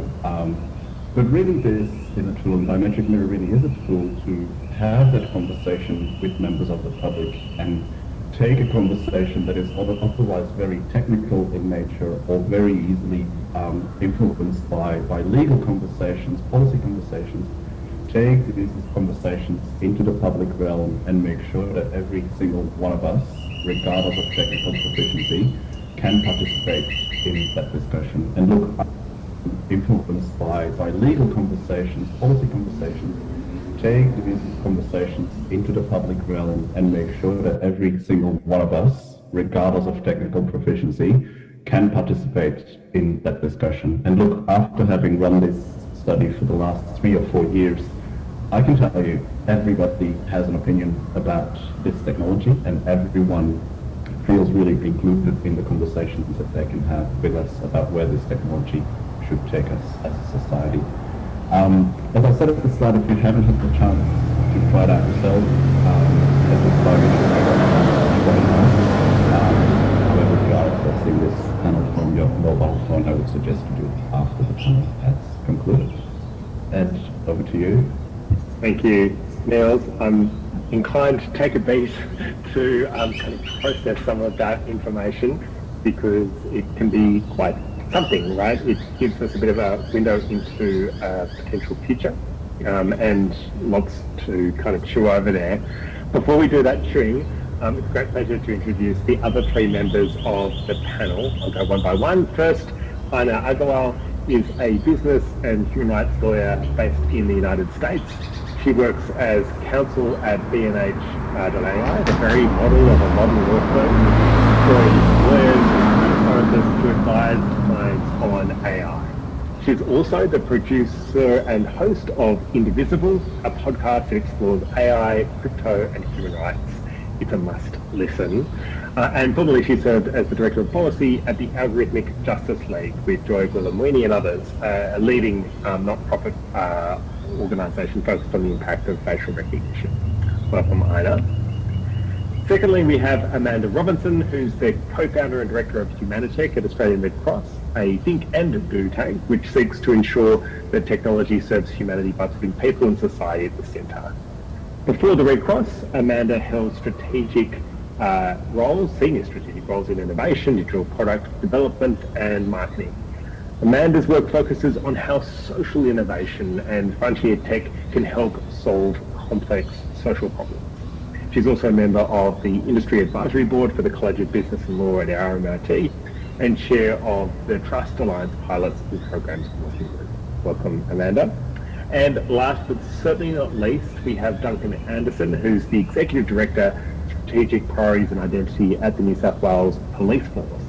Duncan co-chairs the New South Wales Identity Security Council, which works across New South Wales to promote security, privacy and accessibility of identity products and services. Duncan previously held senior roles on national security and law enforcement with the Australian federal government, particularly PM&C, the Attorney General's Department and Home Affairs. While he was at Home Affairs, Duncan was responsible for the National Identity Security Strategy, including managing the National Document Verification Service and implementing the new face matching services. Welcome also, Duncan. So I'm going to so as you saw with the demo from Niels, discussion about facial recognition tends to move pretty quickly towards some dystopian visions of the world. We're going to get there, don't worry. But before we do, I'd like to invite each of you to give an example of how you see facial recognition technology being used well, either now or into the future. And Ina, as you're beaming in from the US, I might start with you to give us a quick example. Yeah, so thanks for the question, Ed. And I'm not quite sure that I have the positive answer that you might be looking for. So, I think that, as you mentioned, there is a pretty low risk with the one-to-one security access applications that you had mentioned. So being able to get into your phone and perhaps being able to access a building or an area that you frequent. I think that the risk there from a rights perspective is pretty low. Debatable as to whether the convenience and potential advantages of security merit the overall use of the technology there, but I don't see too many risks.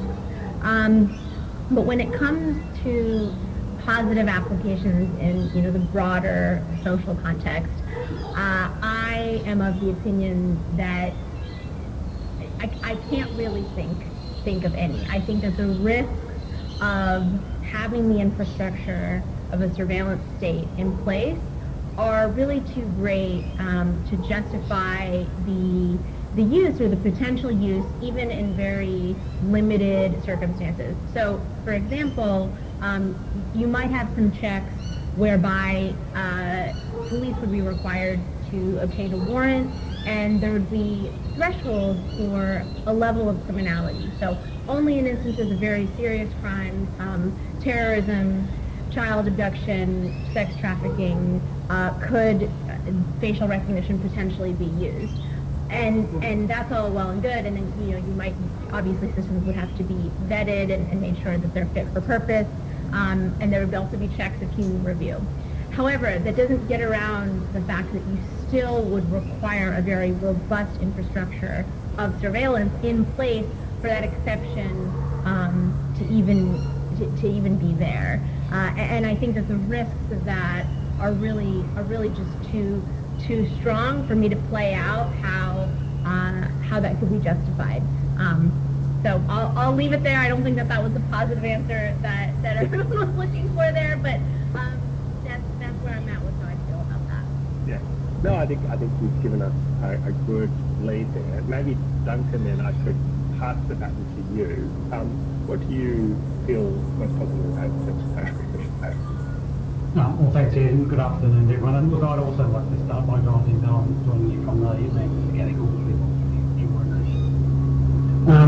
I think that some terminology is really important in this space, and in particular, I think what I see is a distinction between face recognition and face classification.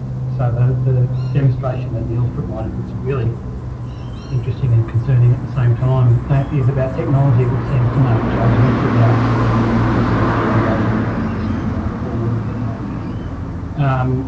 which as I understand it, works quite differently to technology around face recognition, which is basically seeking to determine whether two or more photos are of the same person.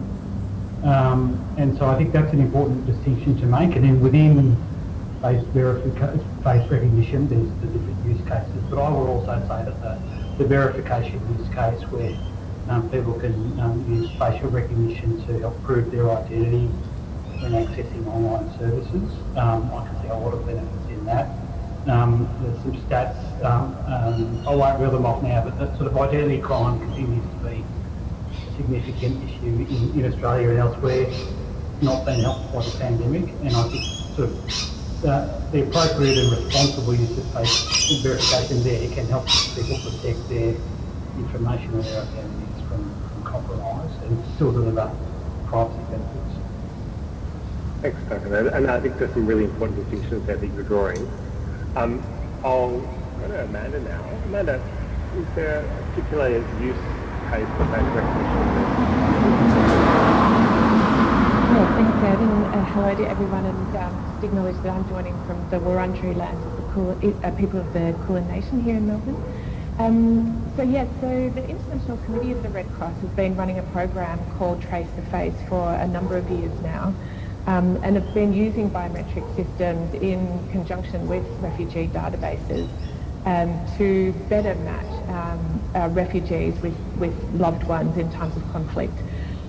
So as you can imagine, not without inherent risks, and is managed very carefully around ensuring that we can still deliver that service without biometric data if it needs be. But we are seeing these technologies provide significant benefit and efficiencies in terms of reuniting people who have been separated in times of conflict more quickly. And so to be able to people in need quickly and more efficiently is certainly there, but we do need to step into it very mindfully. Thanks, Amanda. And Neil, you're working with this technology a lot. What do you feel is a positive use case? Yeah, look, I think I'm echoing largely what Ina and Amanda said, so that it is hard for me to find positive use cases, even though Amanda, I think the work you are doing in that realm is really exciting. What is interesting though as well is that you are combining it with other technology, so you're not just relying on the face, you are combining it with other technology, so you're not just relying on the face to make assumptions, and I think that's something that we always have to keep in mind. There are still pieces of technology that is fairly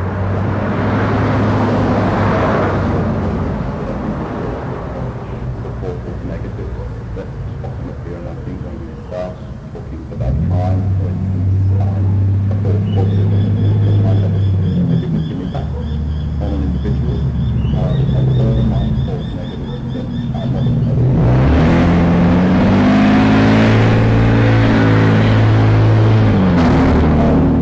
If anything, I think that there are positive developments in central fields where facial recognition and in a broader sense, I think I could say machine learning are being used to go into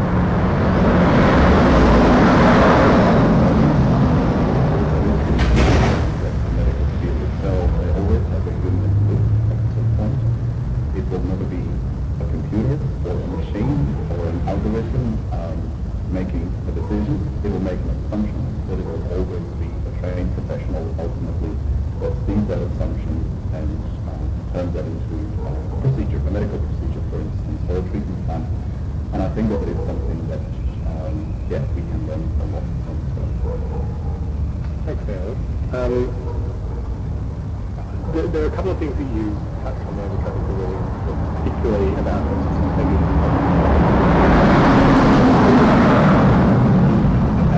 AI and specifically about facial recognition. That was really important to them. People wanted to be safe and really when they talk about safety, they particularly talk about accuracy, but they also wanted to be fair and accountable. Amanda, really a question for you. When we talk about safety, that's something that or are there laws in place right now? Well, there are already a range of legislative visions when it comes to the collection of biometrics, and we see that through GDPR and current Australian privacy laws, which include things around consent and notice, consideration of purpose around collecting of information and storage of data. But I guess the question really comes down to how enforceable these provisions are.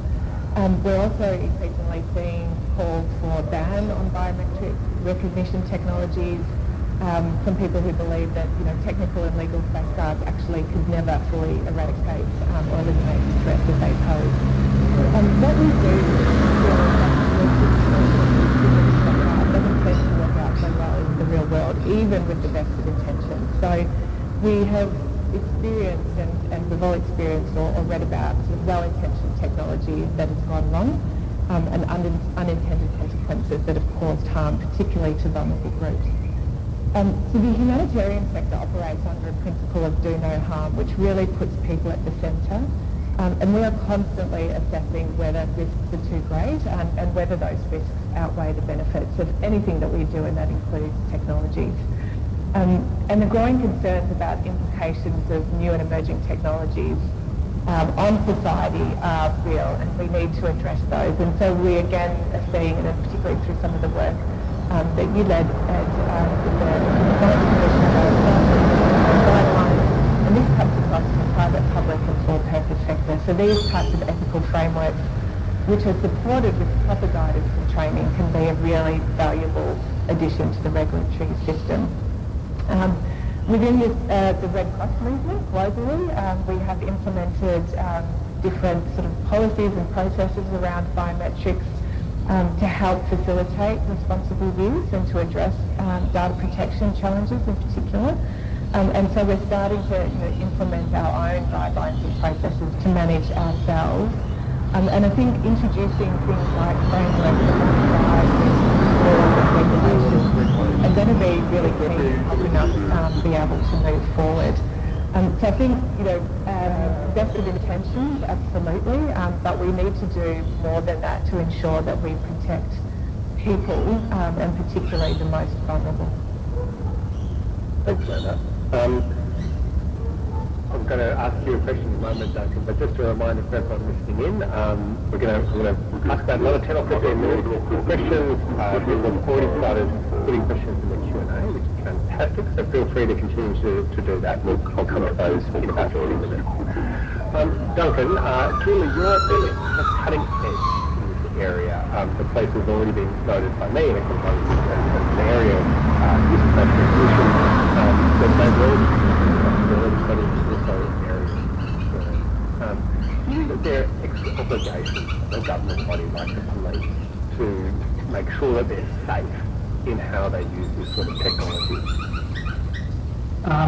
Short answer is yes, Ed, and this is a really important discussion to have. I think because building sort of community confidence in the use of technology like police is certainly part of that, a good part of the relationship that police have with the community. So as Amanda mentioned, that there are privacy laws which cover the use of personal information, including biometrics. But within New South Wales, the privacy law doesn't apply to police in this way, and that's because the Parliament has sort of made the decision that given the nature of some police functions where they're in different animals cooperate, it's not always feasible to seek consent for the collection of information. But even though there isn't, privacy law doesn't apply in the same way, there still is quite an established legal framework around police activities which applies to the use of facial recognition, but it has more general application. So look, there's a Police Act which sets out the functions of the organisation, which is around providing policing services to prevent and detect crime and prevent injury, etc. That Act also sets out some values that the police force has to abide by, and they cover So there's quite an established legal framework around police activities, which are confidence in the use of technology by police is certainly part of the important part of the relationship that police have with the community. So as Amanda mentioned, there are privacy laws which cover the use of personal information, including biometrics. But in New South Wales, the privacy law doesn't apply to police in this way, and that's because the Parliament has sort of made the decision that, given the nature of some police functions, where dealing with people who don't always cooperate, it's not always feasible to seek consent for the collection of information. But even though there isn't, privacy law doesn't apply in the same way, there still is quite an established legal framework around police activities which applies to the use of facial recognition. It's not specifically designed for that, but it has more general application. So look, there's a Police Act which sets out the functions of the organisation, which is around providing policing services to prevent and detect crime and prevent injury, etc.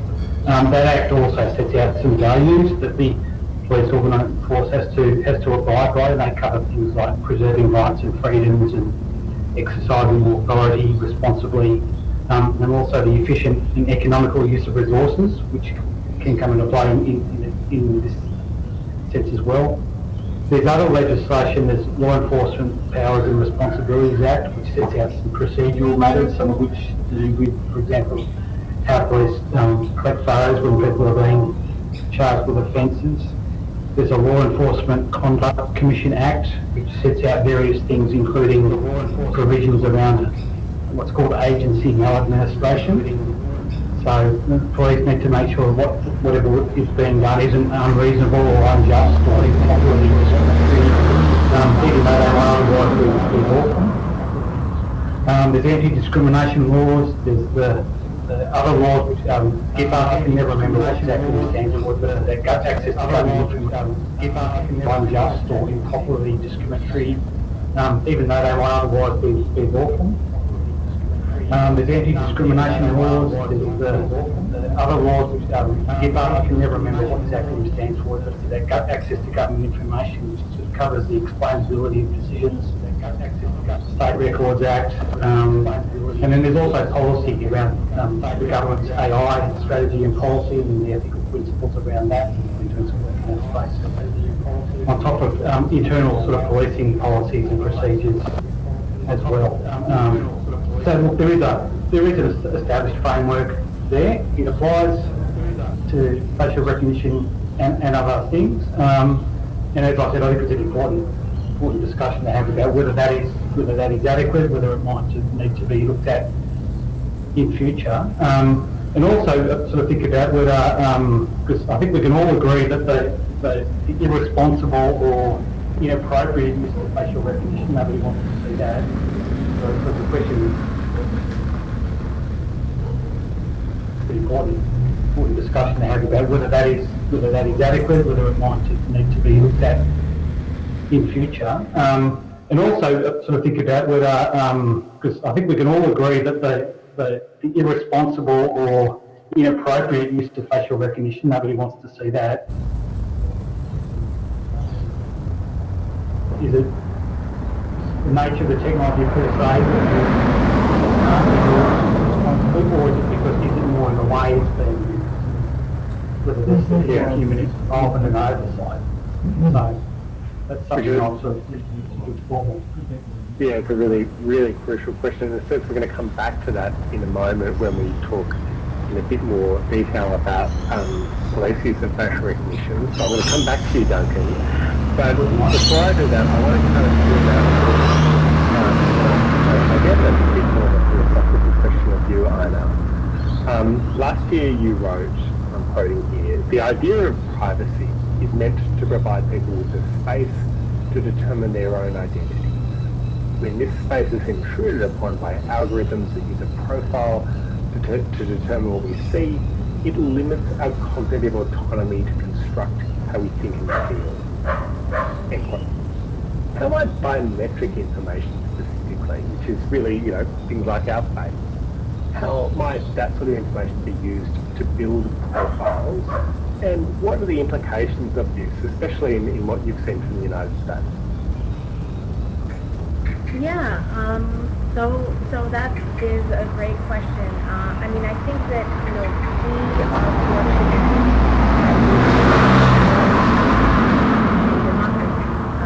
where, we aren't seeing a lot of the potential ramifications of facial recognition and government play out. But I think that it's important to recognize that we don't get from zeros to the CCP overnight, and that's the reference there to China's government for those who don't know. It kind of starts with civil liberties and how they're eroded through lesser applications, through just the feeling and the sense of living in a society where there are cameras and where there are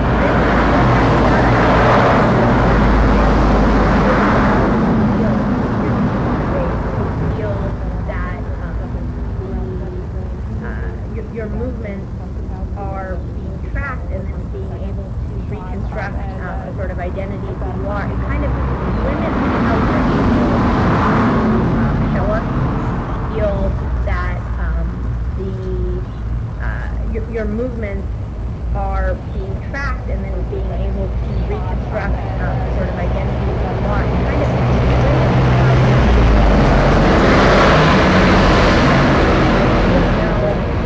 whether there's a certain pattern of movements or somebody that you're associating with or some conversations that you're having, how that might come to be used against you. Effectively, every time you go outside and your face is captured in a public place, the state can gather points of data that can then be configured and constructed in a way that can potentially be used against you, and you don't really know on what basis that might be, based on how you are associating or identifying, or even not. Maybe it's something to do with your neighbors or your family members. So I think that on a philosophical level, there is just this notion of surveillance and what it does to kind of erode the ability for people to show up and express themselves in their lives. So that's kind of on one level that I just wanted to say more generally. And then to speak about it more specifically, in China, speak about it more does have and the camera does have distinguishing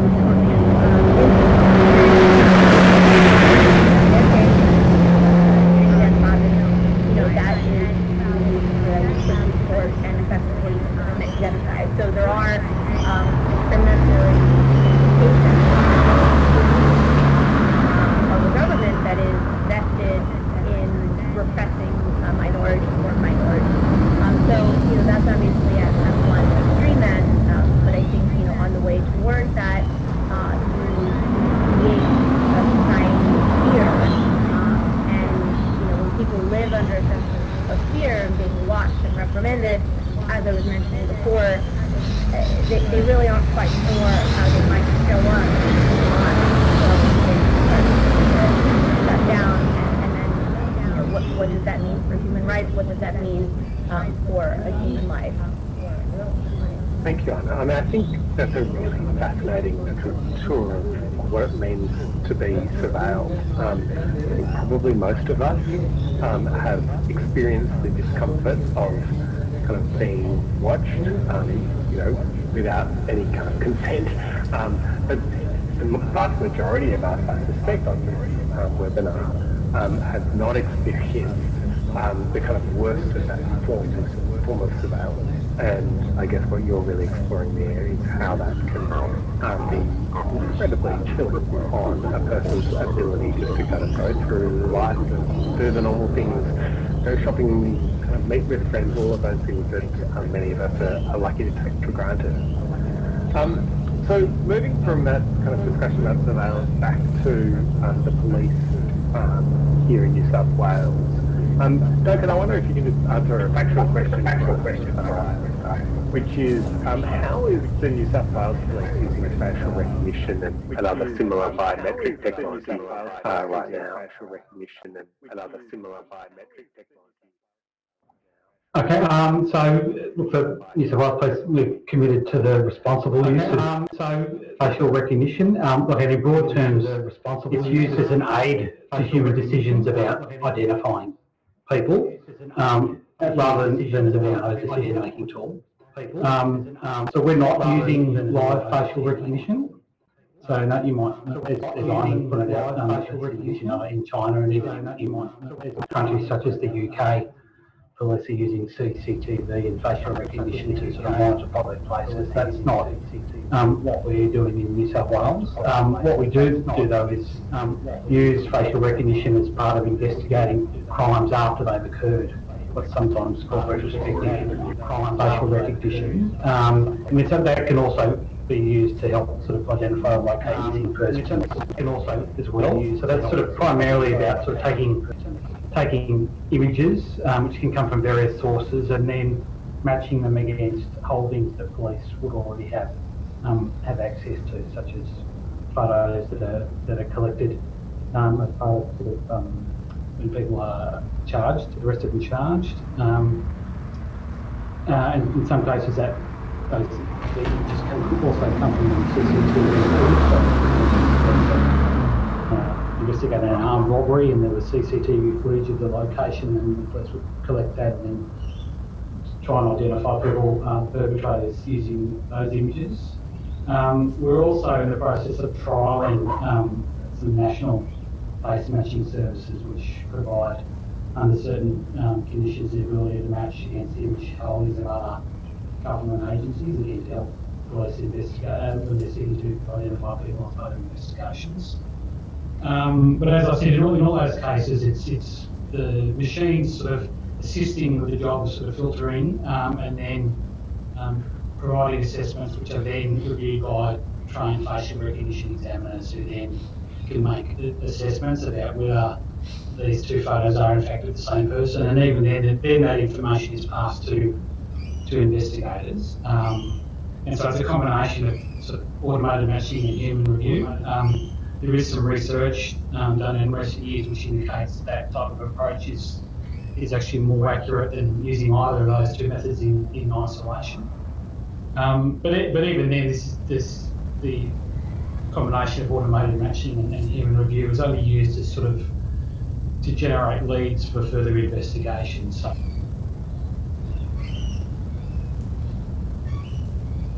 I think we might have just lost Duncan there. I'm gonna jump in because I think he gave us lots to chew over there. Oh, Duncan, you're back. Oh, but you've gone on to silent there, Duncan. I'll take that as kind of a concluded statement and come back to you a little bit later for some more observations. So essentially, if I can just quickly paraphrase, Duncan was talking about a number of uses of facial recognition by the state police here in New South Wales. And I guess a crucial kind of point that he was emphasising was that the technology is primarily used to generate leads. And at that point, a human comes in and will assess the strength of that lead and may say, oh, well, no, this person is not who the machine thinks they are, or they'll say, oh, yeah, it probably is, and then take whatever action the individual police officer sees fit. How do you feel about it? I'm going to pose this question generally. Do any of the panelists want to kind of comment on that? If no one does, I'll just identify something myself. Amanda, from a humanitarian perspective, did you want to make any observations? Yeah, thanks, Ed. I guess a couple of things. Some context. So the way and the specific use cases in which this technology is being used in human oversight is really important. And the other is sort of risk benefit and how we weigh up the the risk of the misuse and overuse of these technologies versus the benefits that it can provide to society. But I guess more broadly, as we know, these systems come with inherent bias, and the potential to discriminate is very real. And so we have to be really careful that it doesn't further entrench marginalisation or harm vulnerable people when we do use these technologies in these contexts. And maybe on that point, I can bring you in. We're fast running out of time, but I know maybe just in a couple of sentences, drawing on the US experience. Do you have any observations that you think maybe we can learn from here in Australia about police use of facial recognition along the lines of what Duncan laid out? Yeah, no, so I think I missed, oh sorry, my unmuted. I missed the context of your question a little bit. Can you rephrase exactly what you were asking me to comment on? I want to make sure I'm responding. Of course. So Duncan laid out how the New South Wales Police here in Australia are using facial recognition primarily to generate leads. This person may be, this particular criminal suspect, and then a human police officer will go and chase that down and see whether that person is who the machine thinks that they are. That has been trialled in the US as well. Is that something that you have concerns about, or is it something, do you have any very quick reflections to say in a couple of sentences about that sort of use of facial recognition by police? Yeah, so I think that one issue is the way police are using facial recognition is wildly different across the different states and jurisdictions in the US. It's a total patchwork, and there's not really one reflection as to this is how it's being used by police in the US. So it is a very low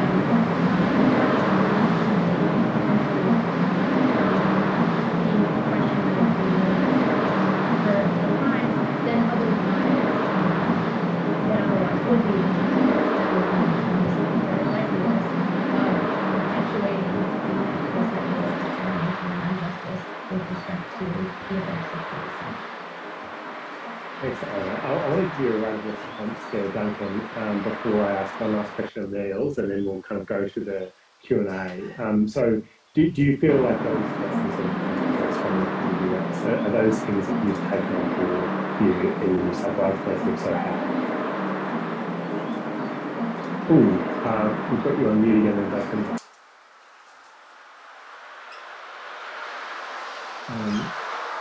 Okay, I think we still can't hear you. I might suggest that you log back in again. We'll give you a chance to make some comments before we wrap up. I'm going to come to you, Niels.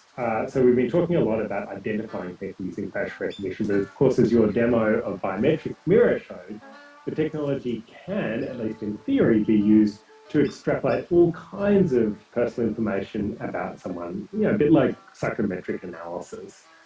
There are certainly concerns that big companies like TikTok, even Facebook or Meta, although they've made an announcement about pulling back from this, but they're essentially mining people's personal biometric data, and that can then be used for kind of any number of purposes, or even sold on to that can then be used for. Is this something you think we should be worried about? And if so, what can we then be used for? Is this something you think we should be? I absolutely think we should be worried about companies that publicly announce that they're stepping away from a certain technology. I think, again, we should use the technology with a grain of salt, but also we should be conscious that there are many other companies that we are probably publicly not aware of that do it.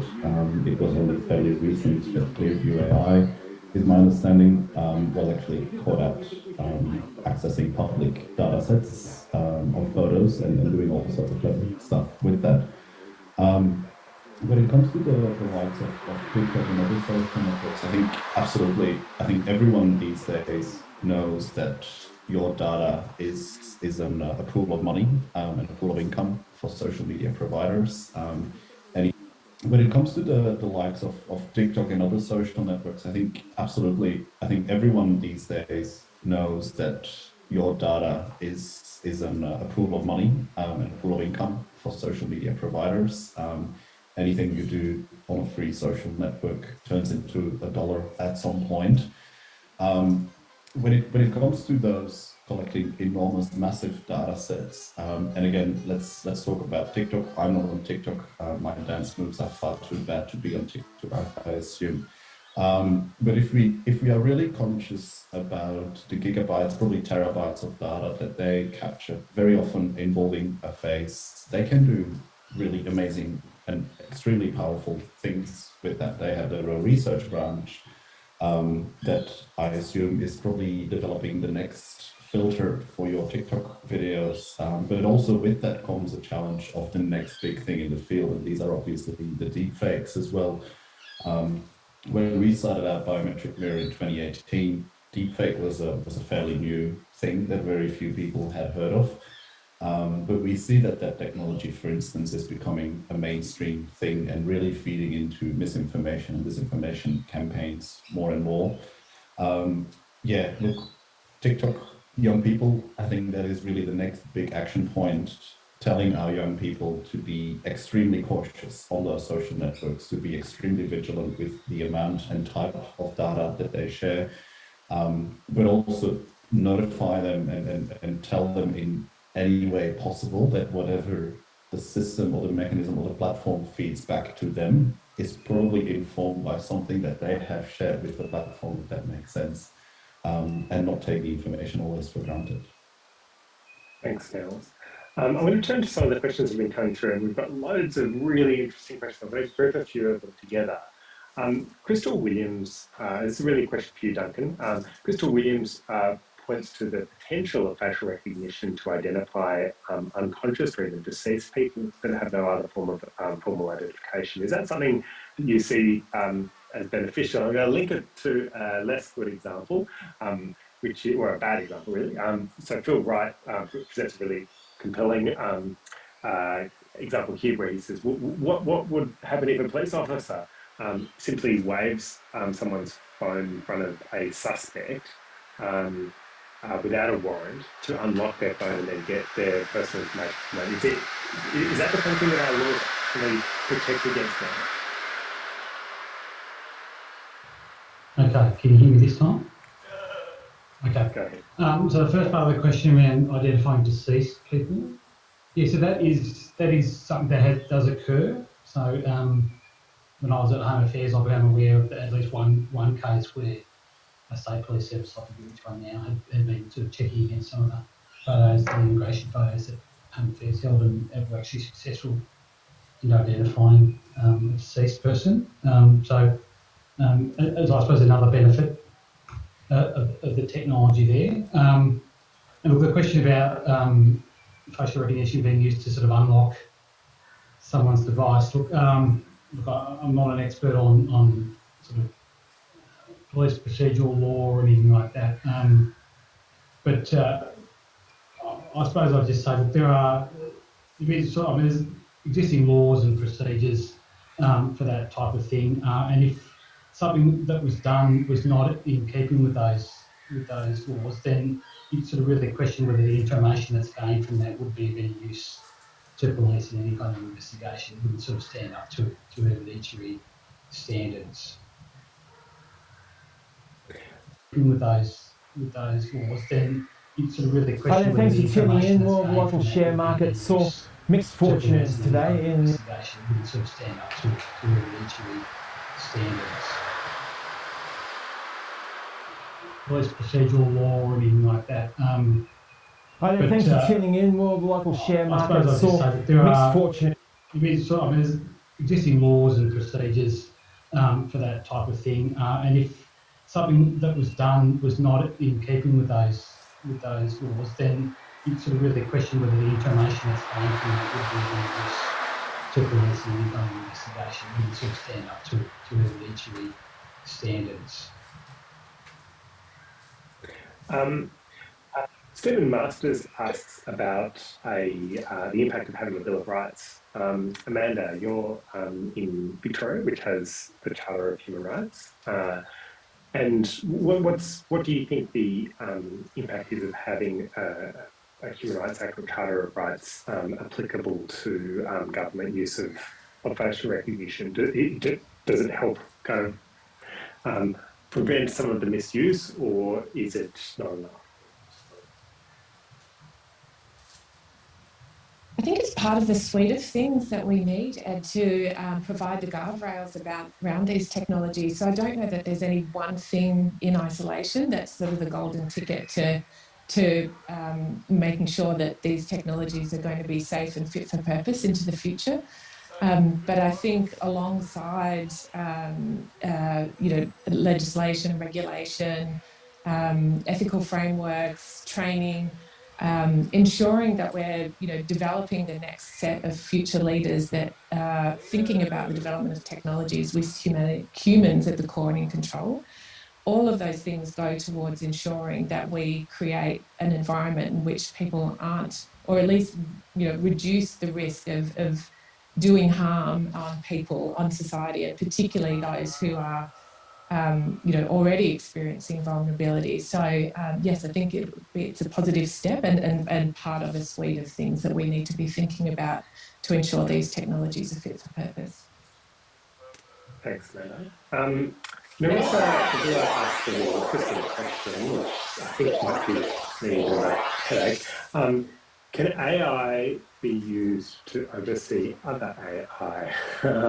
Like this is a question for Niels. In other words, can you have like an AI overseeing an application that uses AI and kind of hold it in check, as it were?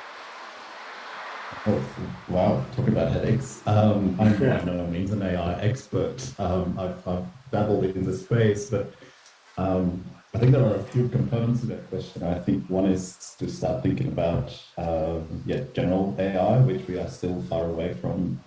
Luckily, it also brings us in the space of the self-regulating AIs. Now, me not being an AI expert, and perhaps someone can add more context to that conversation, but I would be very wary of that for much the same reason as we talked about earlier. We shouldn't forget that these systems are ultimately created by humans, like the five of us on this panel, and we all have certain biases and we all have certain assumptions that if we were to develop the next big algorithm, the next big thing, we would probably implicitly or explicitly embed those in how algorithms function and work. I think one interesting development, though, is explainable AI, where explanations are presented whenever an AI, such as facial recognition, formulates a decision or formulates an assumption. So there is always a way for a human to sort of backtrack how that decision has come about. I think that is something that is hugely promising. It's still, of course, an ongoing conversation around how explainable AI finds its way into policy. Thanks, Niels. Amy asks a really important question, which is why is facial recognition applications, why do they tend to be less accurate in identifying, for example, people of colour or people with physical disability? I know you've worked with the Algorithmic Justice League, which has done some really groundbreaking research in this area. Can you tell us why that might be the case? Yeah, so the easiest answer is that the data sets aren't trained on as representative of data. So I think there are a couple answers. So that's one of the factors. Is a lot of these systems are trained disproportionately on data that represents what Joy and her research would call pale male faces. And so they're just not as skilled at capturing the variation and nuance that presents differently in women and people of color. And then, particularly, which was another sort of groundbreaking facet of that research, is considering the intersectionality. So you have lower rates of performance as to women and then as to people of color, but then a compounding effect when you for women of color. So I think that is one of the main reasons. And yeah, I think that to me is and also, I mean, there's instances of it. Then you can get to the fact that why that might be, and then you can get into how data has been collected and what decisions have been made and who's been making those decisions as to what's being captured and the types of people and faces that are representative of society, and those decisions have typically been biased one way. So you also have that as a part of it. And I also think there may be some other concerns as to who's designing the systems and decisions that they're making and how those might privilege certain people over others. 2 minutes left. It's going to be brutal. You've got one last sentence, each of you. What's one change that you would want to see to improve how we use or regulate facial recognition technology? I'm going to start with you, Niels. Excellent. Look, I'm all about inclusivity and co-design. I feel we need many more opportunities for members of the public to be involved in these conversations. I think discussions around the ethics of facial recognition, they are very often and too much led by ethicists in their ivory tower. I think what we really need is that close connection with the members of the public, let them understand how technology works, what its shortcomings and facilities are, and use that to inform policy.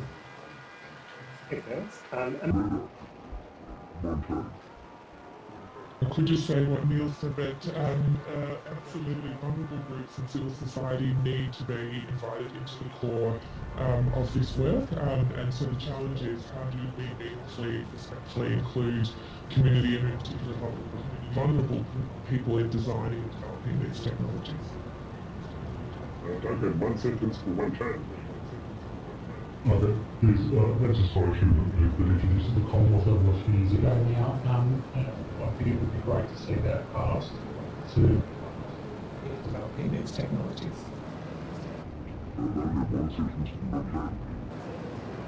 Okay, there's legislation that has been introduced at the Commonwealth level a few years ago now.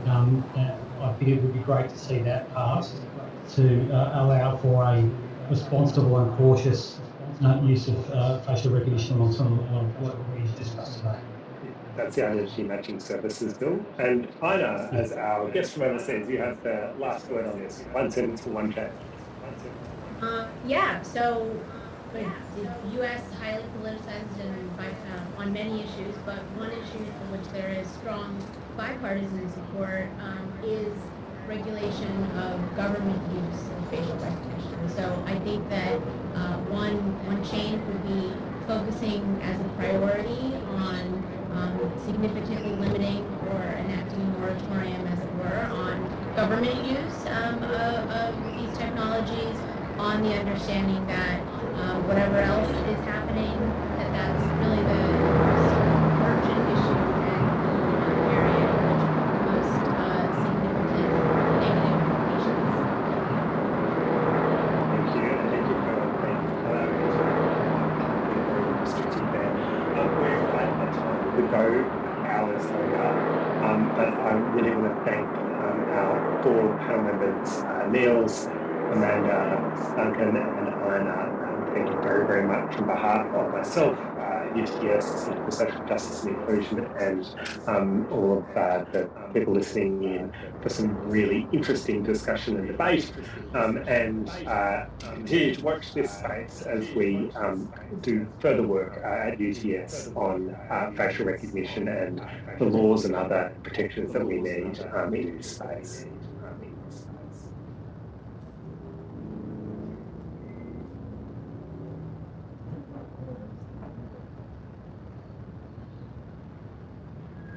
Hi there, thanks for tuning in. Well, the local share market saw mixed fortunes today. In the early part of the session, it was a bit of a grind, but then finally the market found its footing at its best levels. It was up by around 0.75%, and then came the disappointment. Most of that gain faded, and it seemed like we were pretty lucky to finish in positive territory with a small gain of 8 points, or around 0.1%. So that leaves us with a weekly decline of around 0.7%, and that means that the Australian share market has fallen for 5 of the last 6 weeks. If there's a consolation, it's only a modest one, and that is that so far this month we're clinging to a small improvement of around 2/3%. But having said all that, in terms of reviewing this week, it has been a seminal 5 days, and mainly because of the last 48-hour window where the markets have gotten to understand at a different level the intentions of central banks around the world, and it's very clear now that we are in an advanced stage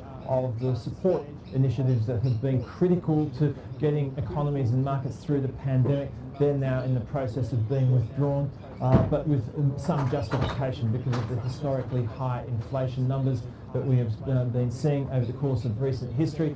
And at first blush, the markets seem to value that. They understand that these the winding back of these bond purchases, and indeed the pathway for some rate increases over the course of the medium term will be valuable in terms of containing inflation. And for the moment, that interplay between interest rates and the outlook for growth in the markets seems to be holding up, and that is evidenced by the way the markets have performed over the course of the last couple of days.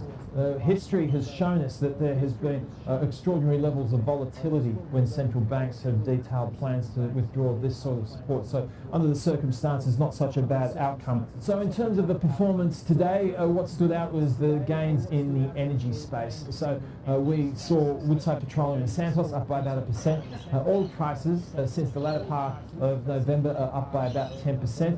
We're off our best levels this week in terms of energy gains, but that was enough to sustain the energy sector today. Significantly over the course of recent days, notwithstanding the discussion about higher interest rates, you have seen the US dollar moderate, and that has been supportive as far as commodity prices, and that has been a particular relief as far as the gold miners are concerned. So Northern Star, Newcrest Mining, Evolution, they were all up between 3 and 5% today.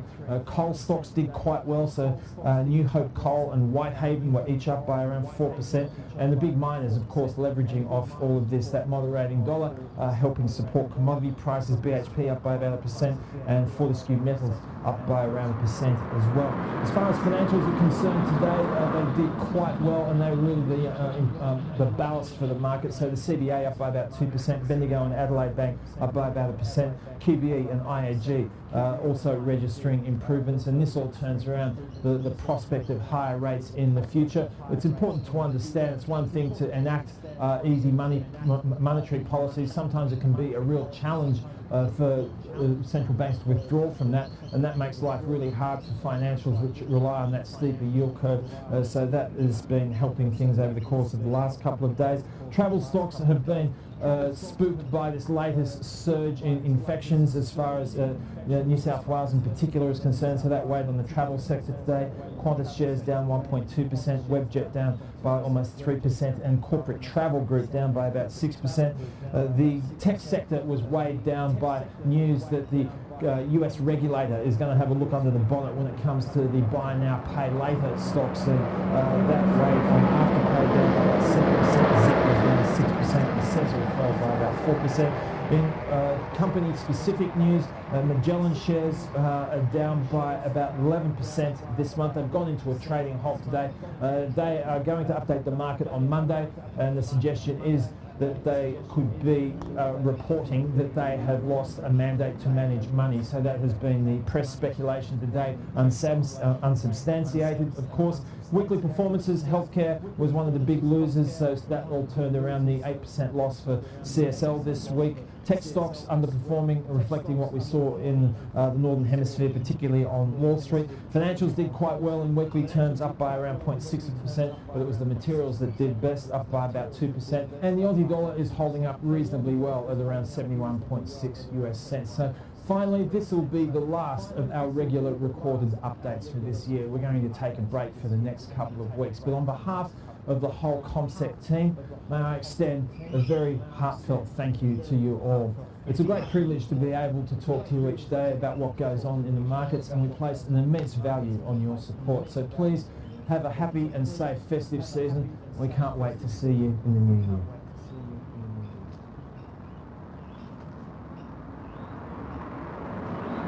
Hey guys, and welcome back to the ASX Investor Channel. Very excited to be bringing to you all a special interview today. Today we're going to be deep diving in and exploring all things biotech. We know it's a fascinating sector that attracts a lot of investor interest, and we're really grateful to be joined by one of the preeminent and really renowned biotechnology entrepreneurs, investors, chairmen and CEOs who's worn many hats across the ASX and global companies, Paul Hopper.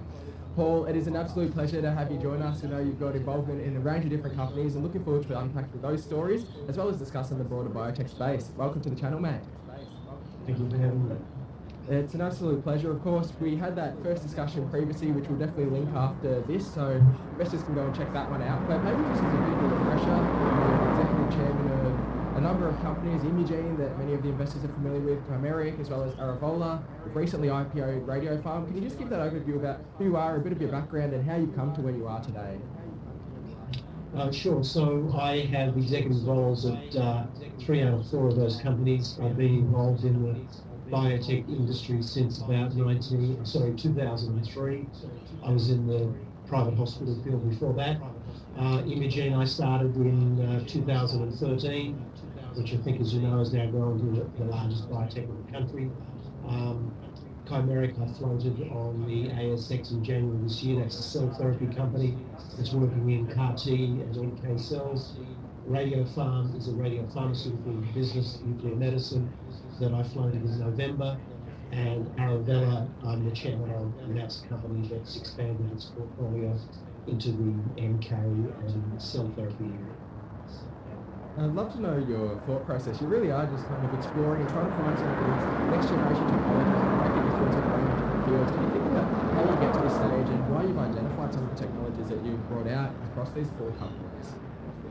Right, so I lived in the States for 11 or so years, and I got to know all the tech transfer offices of most of the major universities and hospital systems in the US. So they basically, when the technologies get to a certain state within those institutions, they tend to want to license them out to companies who raise the money and develop the drugs commercially. So I get to see a lot of deals. So people send me stuff all the time. I stay in touch with the places that I've had deals with in the past, like the Yales, the City of Hopes, the cancer centres, and I just keep my eyes open for what I think is interesting. I'm largely in the therapeutic drug area, mainly cancer or oncology. So I do see deals, and I see a lot of them, but like most of these most of them aren't starters, and so you have to look out for the nuggets that stand out. And just as a bit of a framework for our discussion, are you able to give that summary of, I guess, biotech to you, what it really means? And then also, there is a bit of a delineation from biotech, that early stage development of the treatments or whatever the solutions are, and then of course big pharma, really taking it from phase 3 and then focusing on that commercialization side. Can you just give that summary to investors as that overview before we explore? Yes, look, for me, it's one of the most exciting areas to be in. I don't consider this work, I think I said it to you last time. You work with the most incredibly smart people who are really doing cutting-edge stuff. And just imagine if one of these drugs actually gets approved. I mean, it's transformational for patients and for humankind. Obviously, the people that put the money up there is our investors. They make a lot of money, and that's great. But there's nothing very much like that out there, in terms of a profession or a career. So for me, I don't see this work I think it's very inspirational, and many of the scientists that I work with have become friends of mine. So that's my motivation. And I guess there were so many different places we could have started this with, so many different plates to discuss. But I guess that first one, the most recent one, Radiopharm Theranostics, it's just come to market, playing that nuclear medicine space. Can you give that overview about? Yeah, so the nuclear medicine space has been around for years. So the part where you take pictures of organs that are lit up, that's been a pillar of medicine. The idea that you could possibly then use radioactive isotopes to actually cure cancer or treat cancer, although it's been around a long time, there hadn't been that many great advances. But in the last 5 years, there has been. So it's an exciting sector, and Telix has been an extraordinary success down here in Australia. Listed 4 years ago. It's now a $2 billion company. That sort of got me thinking about it. And then the more I dived into it, the more I realised that there was an enormous opportunity. There's a lot of big pharma interest. There's a lot of mergers and acquisitions in it. There were a lot of IPOs and a lot of capital raisings, and I thought, that looks pretty interesting. And when I started to inquire, I found some interesting assets, and I met some interesting people who had a firm belief that there's plenty of room for another company. And so we pulled everyone together and assets together, and we floated. We had a disappointing opening in terms of the price. It wasn't disappointing in the lead up because I had a convertible note before that was oversubscribed to blazes, and then the actual IPO itself was also oversubscribed, so it's something like 100 million, and we only raised 50. But we went into a perfect storm in a sense that maybe we should have been listing a month earlier, but it went down. I mean, we think the company's in even better shape since we listed the company, but we've been subject to a lot of selling. But my job is to restore the value back to the 60 cents as fast as me and myself and the team can do, and take it on beyond that, because at the moment it's got a market cap of about 80 million. It's got a whole pile of money in it for incredibly good assets and a world-class management team. So I think it's got a lot of potential. And as you mentioned, there is an absolutely stacked pipeline with a range of different moves forward into the clinic. I know you sent out a note actually last Friday. Are you able to just give a bit of an insight into what that note said, and what are those key growth drivers that investors should look forward to moving forward now? Well, look, I sent it out because I wanted to reassure people when you do an IPO at 60 cents and it drops a lot, people obviously scratch their heads wondering what happened.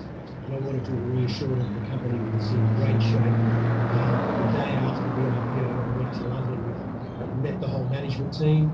We had 3 days strategic planning. It was an incredibly good meeting. Status, we had more patients committed to the studies since we had been listed. And the feeling around the room was very positive. So I just wanted to reassure investors that all was well, we were staying the course, and the team was very committed. In fact, all the team bought stock after the IPO themselves on market. So that's a pretty good statement of confidence. And moving forward into 2022, there's a range of different treatments both at phase 2 and phase 1 level. What should investors be watching forward to out of that pipeline? Yeah, sure. So we have, as you mentioned, we've got a lot of studies. We've got 7 studies, which I think will probably give us about the deepest clinical trial program on the ASX. I can't say categorically we are, but if we're not, we must be only the 2nd or 3rd largest in terms of trial. I mean, 7 clinical trials is a lot of trials. So what you should be looking for is the ones that are moving into the therapeutic area. So we have a breast cancer imaging, a HER2 breast cancer imaging study, which is just finishing up. It's had about 45 people on it, and we'll be planning to take that to an FDA-approved IND in the new year. So we would hope to get that study starting to recruit, not only in the US, but possibly in Australia. We're talking to some people in Australia. So that's a very interesting one, because HER2 positive breast cancer is a very big market.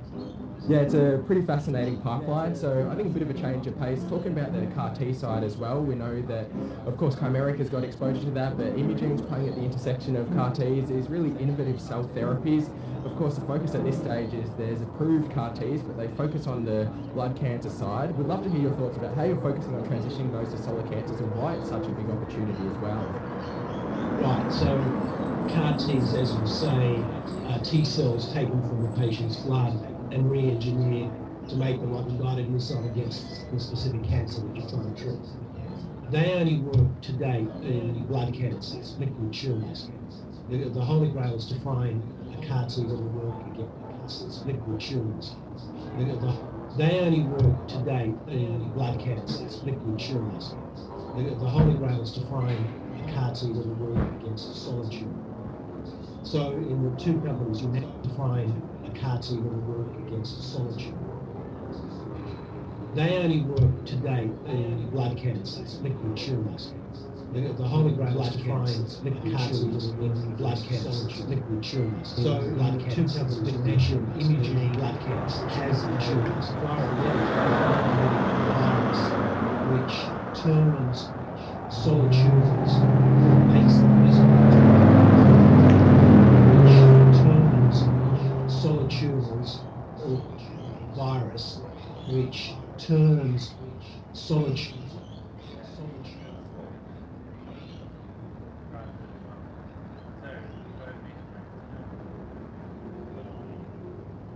tumour, an oncolytic virus which turns solid tumours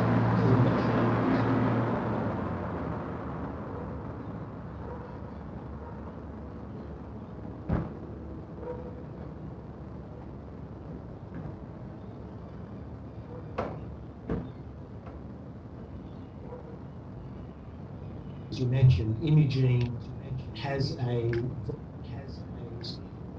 Holy Grail is to find a CAR T that will work against a solid tumour. So in the two companies you mentioned, Imugene, the specific cancer that you're trying to treat, they only work to date in blood cancers, liquid tumours. The Holy Grail is to find a CAR T that will work against a solid tumour. So in the two companies you mentioned, Imugene has a an oncolytic virus which turns solid tumours or makes them visible to a CAR T. And that program is called Oncolytics, and they're working on using the virus. So Imugene is not actually a cell therapy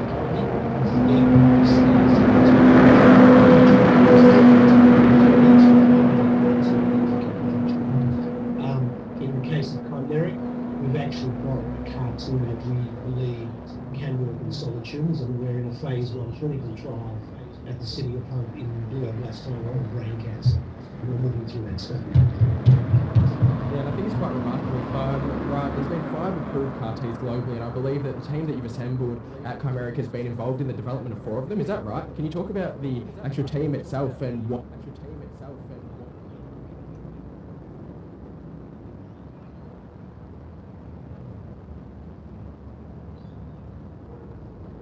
Why you've assembled the team and that opportunity that you're really looking to feed into moving forward with them? Yeah, so probably the most successful CAR T company in the world is a company called CAR T. Nasdaq, also Nasdaq is taken over. Our chief commercial person, a lady called Jennifer Chow, I heard might be interested in what we were doing, and I was able to recruit her as the CEO, and she's been absolutely outstanding. And the rest of the team come from industry leaders in cell therapy like Celgene. They're all US based. They've worked on all the major CAR T approvals, so there's not much they don't know about developing CAR T drugs. So I'm pretty, the leadership is in very safe hands. And then in terms of that 2022 focus, the brain cancer in the clinic, and then there's one more clinic, is that moving to progress towards the clinic over the next year?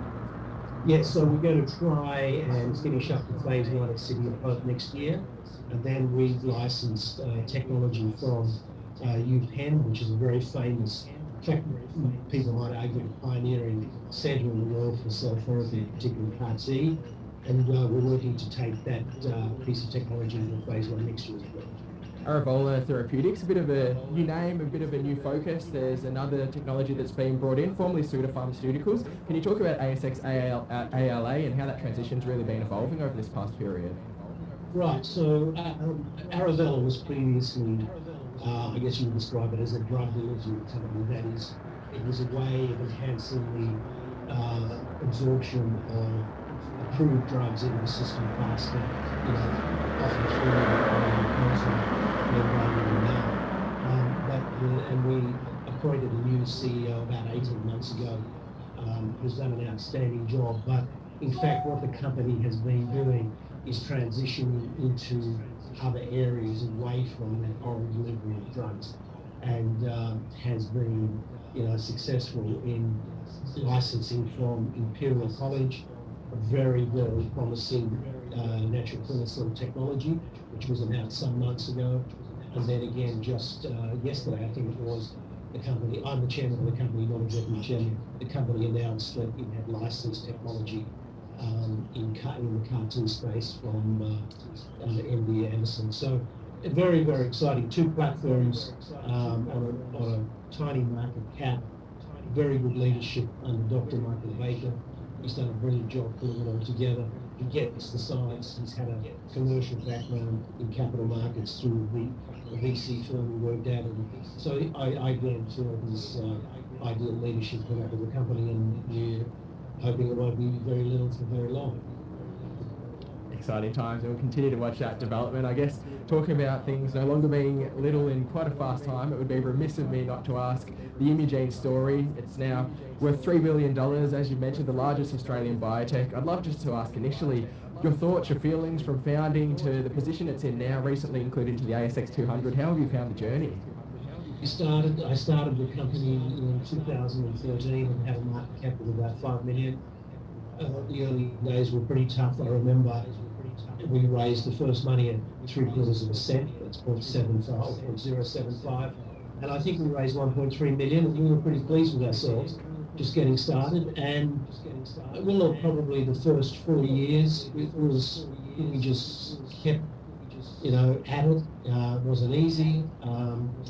And I think the turning point was probably at the end of 19 when we acquired the oncolytic virus from City of Hope, and then we acquired another piece of technology from Ohio State before that. And I guess the major change has been in the last year, because we've had good data out of the original technology. That's the B-cell peptide technology, and that data has been very nice.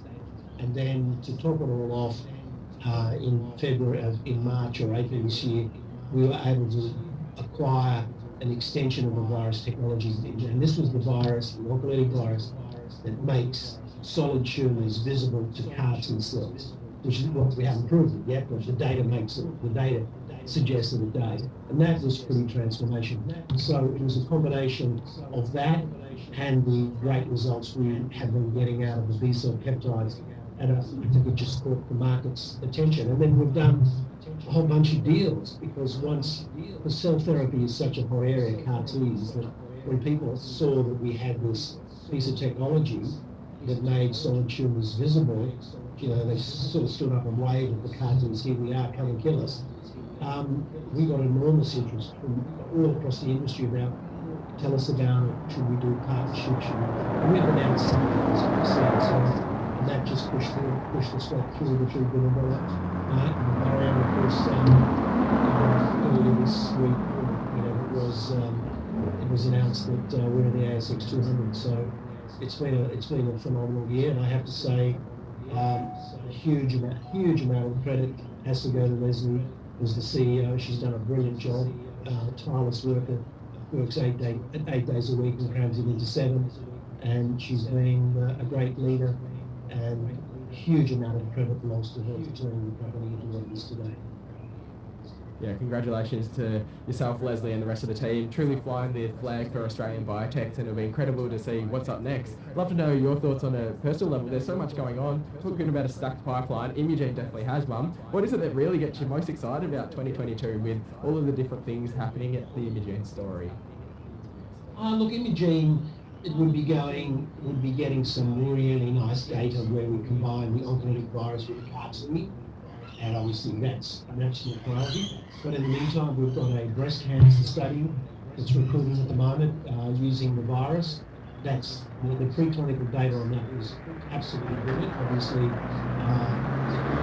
been curing cancer in the last 4 years, and it's the translation of humans which is critical, but the data did look good, so that's very exciting. And then we have another study called our Vaccinia study, which we'll hope to get into the clinic next year. So we've got 4 INDs. I don't know many companies that have got 4 INDs in Australia. That's a serious pipeline. So Imugene is jam-packed with news and lots of exciting things happening. We're building out the team because we just, with so many programs, we need more people. But there's any number of things that will keep me awake on Imugene next year, and I mean positively awake. I'm sure investors are eagerly awaiting a lot of that as well. Of course, you mentioned 7 or 8 year journey with Imugene. Before that, we had Viralytics. You've got those past few journeys and what you're looking forward to implementing into some of the other companies as well. Well, look, the thing I've learned that has really been rammed home to me in recent years is that after the technology, so you've got to have good technology and not recycled technology. I think you need novel, squeaky clean, bright and fresh technology in an area of great interest, whether it's cell therapy, radiopharmaceuticals. After that, the most important thing is the leadership team. It's absolutely critical. And the problem I found in Australia is because it's not a huge industry, biotech, and it's not an established asset class for the institutions quite yet. We don't have a huge body or management experience here. So I've recruited everyone from overseas. And, there is a bit, if you take the case of Chimeric and Imugene, or even Arabella, there is some cell therapy work that's going on down here, but it's not anywhere near as big as what happens in the US. So there's a much bigger pool of talent. So I would say one of the observations is you have to have people who have very specific domain experience in the area of the technology, and they have to have commercial experience. Purely academia is I don't think it gives you, enough experience commercially to be able to take it on. So in short, if you've got the right people, you've got a much better chance of getting it. And we touched on it there as well, just the general state of the industry. It's obviously one that's moving so fast, so rapidly. We've seen how fast things have changed with the virus and the rollout of the vaccines. I'd love to know your thoughts on the state of the industry, both in Australia and globally, and also what you think is really exciting over the next decade and beyond for the broader biotech sector. Yeah, so look, unfortunately, biotech at the moment is down, and I felt that on my IPO with Radiopharm 2 weeks ago. I think the US biotech index is down about 24% this year. It had an incredibly hot run all last year. There's been a lot of IPOs. Maybe there's just been too many IPOs for a number of institutions that have a lot of time to retail investors, and they're quite fickle. And the market down here for biotech now has definitely quieted down. It's nothing like it was back in January, so it's soft. If we go to JP Morgan in January, the big biotech conference, and there's some really good news, that might fire it up again, but it's probably going to be, quiet for the next couple of months. You're seeing it in all the share prices in biotech at the moment. In terms of looking ahead, look, my plate's full. I'd be very unlikely to take anything more on at the moment. So for me, the focus is very much on the companies that I'm involved in and doing what I can to push them forward. So I do like radiopharmaceuticals and nuclear medicine because it's an area where a lot of the big pharma companies have not yet gone.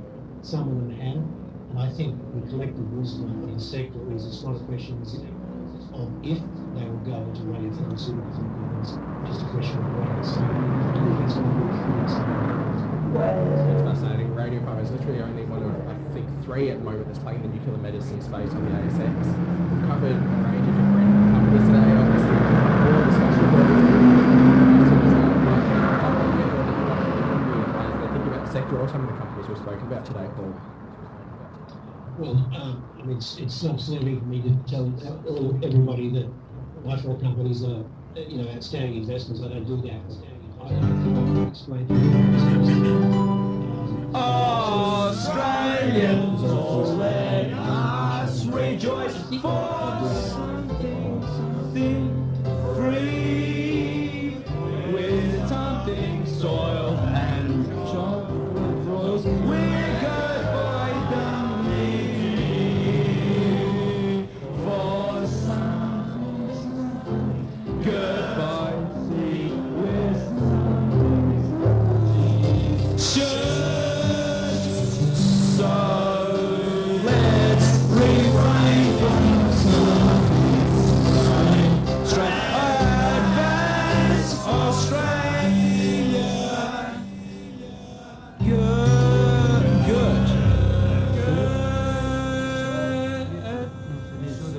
It is that good. Alright, you got that dial locked on 23 FM, your one-stop, non-stop shop of classic rock with the hot hits and golden memories of Costin ready to hit.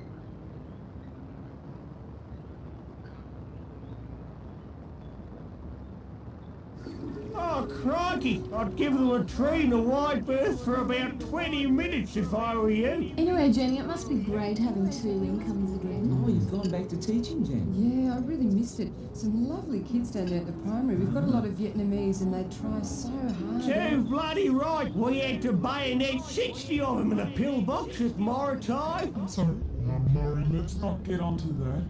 Can I get anyone some more coffee? Wouldn't mind another drop of this centenary port. Well, we'd have to open the last bottle. Yeah, well, if you're going to. So you could teach a lot of migrant kiddies, Jen? Yeah, there's a fair mix, a lot of Greeks, Yugoslavians. We've even got a little Kampuchean boy in this term. They hide in the swamps. Sorry? They used to hide in the swamps up in Borneo.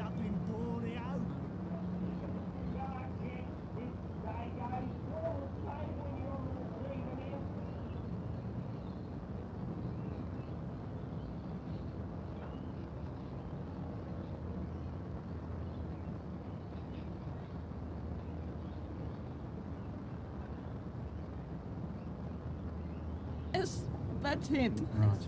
Whilst not detracting in any way from the store's right to inspect all bags, I am prepared to concede that our security man may have exceeded his authority in napalming your grandmother.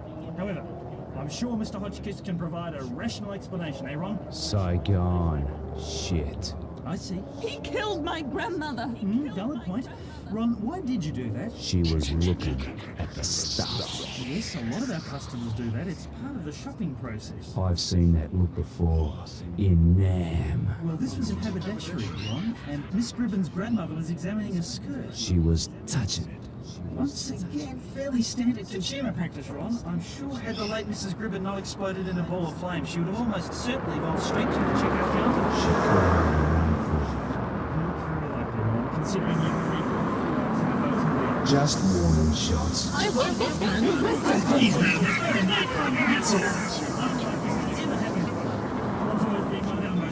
The horror. The horror. I might just make a quick one. Hello, Sergeant. Bayswater Bargain here. I'm afraid it's Ron Hotchkiss. He snapped again. I'd appreciate it. All arranged. Ron! She was going for the Tim Tams. Why not? It's a Tim Tam! At last, the album you've been waiting for. The sound of Mary O'Hara's being blown into a million pieces. Mary O'Hara's heart being blown into a million pieces. The freezing sound of George Zamfir being run down by a Kenworth 18 There's Cole Joy getting lowered into a vat of boiling chip oil.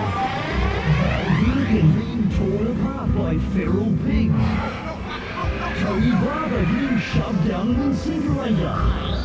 Demis Roussos being forced to listen to his own music. Barnabas Fury.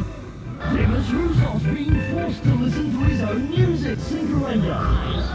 Demis Roussos being forced to listen to his own music.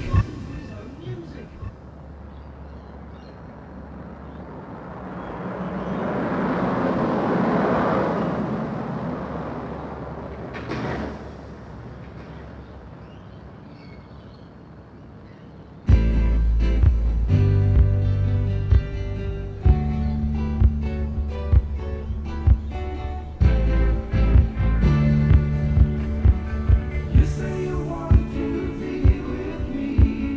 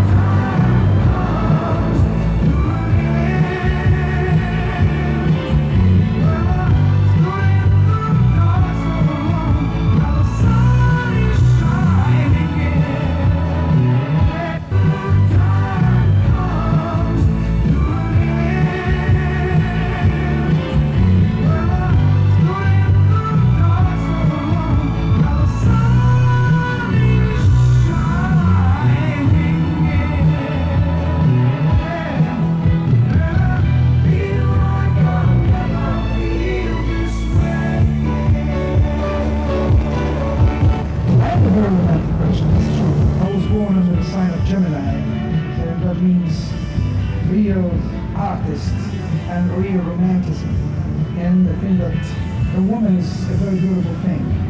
My woman, I believe, is the most beautiful in the world.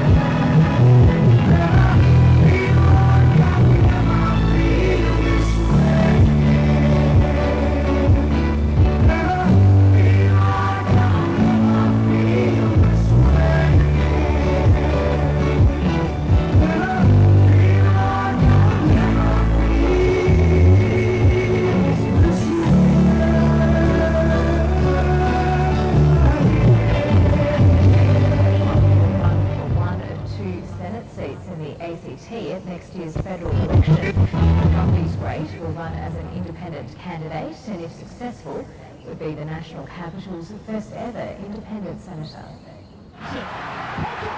His talent on the field unquestionable.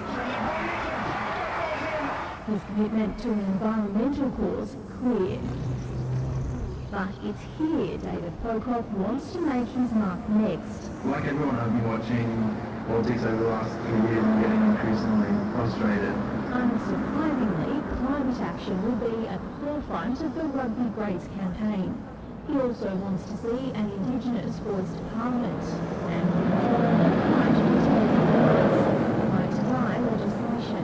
As someone who has had a grandfather have a sort of a really drawn out and painful death, I think it's a really important conversation. Pocock won't be the only independent option for Canberrans at the ballot box. Constitutional law expert Kim Rubenstein is also in the race. I wouldn't be running if I didn't think I could win. I think there's a credible pathway. But not an easy one. In every election since 1975, Canberrans have voted in a Labor and a Liberal senator, despite many high-profile independents vying for a spot. History suggests Labor's Kate Gallagher is a shoo-in. So it's a battle for the second seat, currently held by Zed Seselja, and appealing to Liberal voters will be key. Middle of the road Liberals or other Liberals who for some reason are dissatisfied now with the Morrison government or Zed Seselja personally. They're the people who have to shift their vote. The sitting Liberal senator admires Pocock's rugby prowess, but less so his politics. He's, I guess, best known for being arrested for Stop listening, number 3! Take votes off the Greens or off the Liberals or off the Labor Party, you're going to have to build a base of a vote that gets you across the line. I think that's hard for all of us. Even without an election day set, it's game on in Canberra. Rosie King, ABC News, Canberra.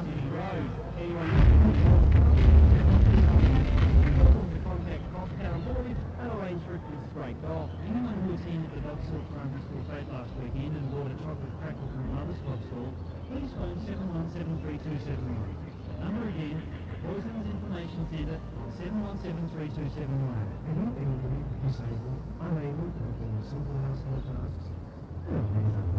For those into committed, politically aware theatre, but who still enjoy a good laugh, the Brunswick Street Theatre Cooperative presents their new bedroom farce, Uranium for Your Wife.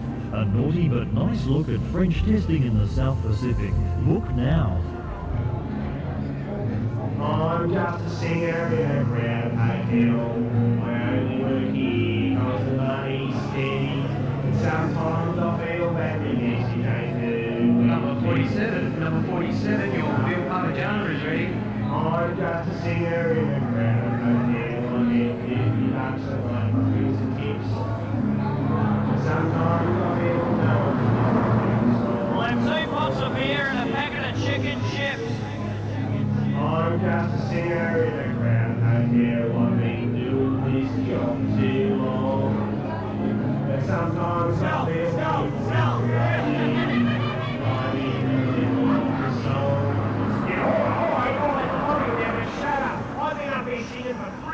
Now and no one's listening. Now for God's sake, pay attention, be quiet, you could learn something.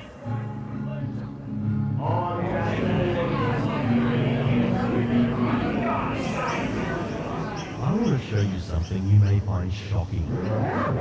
That's right, I'm actually wearing a hairpiece. Like a lot of guys, I realized several years ago that I was thinning out on top.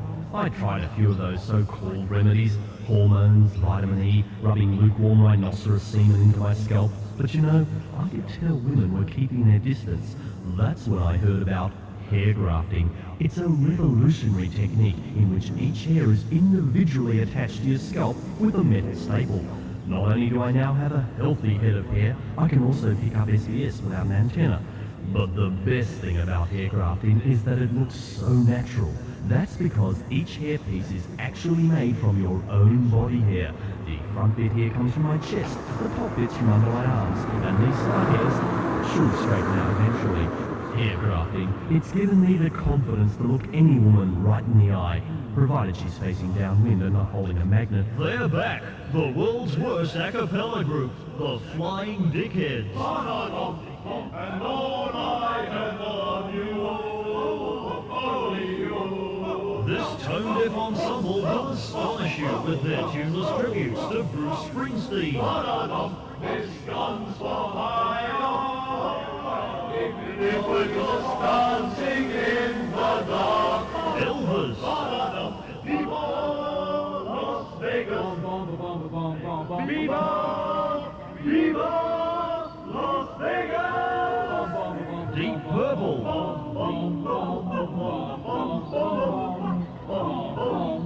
And AC/DC. TNT, bum, bum, TNT, bum. You certainly can afford to miss the Flying Dickheads, the world's worst a cappella group.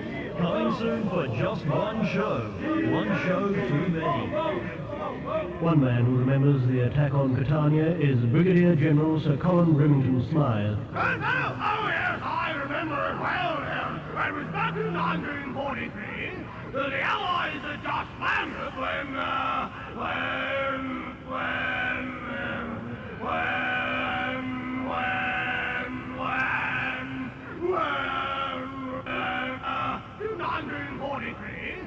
Allies had just landed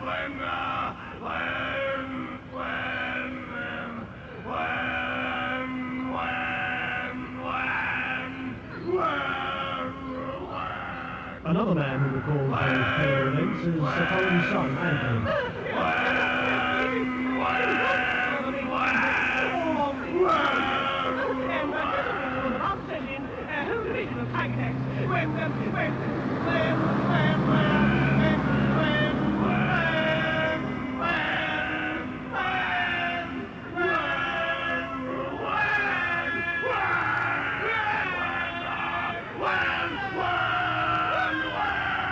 And we'll have to leave the World War there. Don't forget our fascinating series continues next week at 7:30 on Monday, Tuesday, and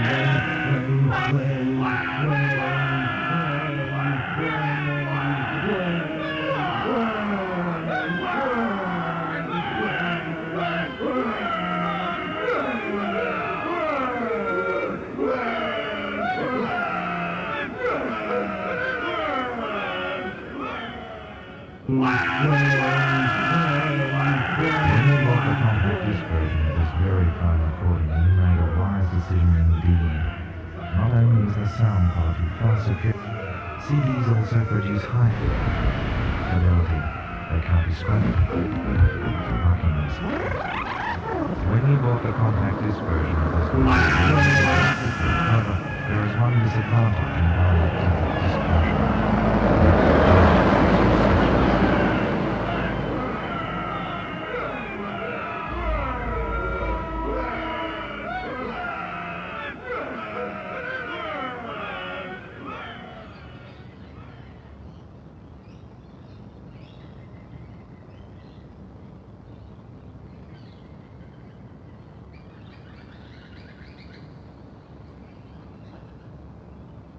Associate Professor Doug Johnson is an infectious diseases physician and head of medicine at the Royal Melbourne Hospital. He joins us now. Dr. Johnson, thanks for joining us. What shape is our hospital system in right now? Yeah, thanks, Jeremy. So currently the situation remains definitely under control. We're at much lower levels than we were a couple of months ago. At the moment, we've got 15 patients on our wards at Royal Melbourne and only 8 in ICU and around 80 on home monitoring. And that's very different to what we were a couple of months ago when we were over 100 patients on our wards. All our staff are double vaccinated and most are boosted or have got triple vaccination. We're certainly encouraging all of our staff to have that done. Our hospital's very prepared. We've got obviously very high numbers in the community, but at the moment that's not impacting our hospitals. We've learnt a lot over the last 18 months, so we're prepared, and in fact we're meeting daily on how we might prepare to do increase, and we're expecting that will increase. Our staff are experienced, and now it's very safe, and it feels very safe on the wards. We've got very good PPE, we've got very good ventilation, and very good measures of infection control from staff safety point of view, but also fantastic treatment options for patients who do come in on COVID. I think, we've learnt a lot with the various variants that have come through, and we know that things change and things change rapidly. So we're waiting for more info about Omicron, but certainly the early signals are, as we all know, that it's very transmissible.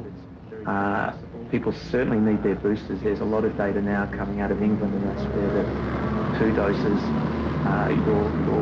your protection or your immunity will wane after about 3 to 5 months, and so we're very keen for people to have the boosters, both our staff as well as patients, and particularly those who are elderly and with comorbidities. What did I say? We think it's critical that they get boosters.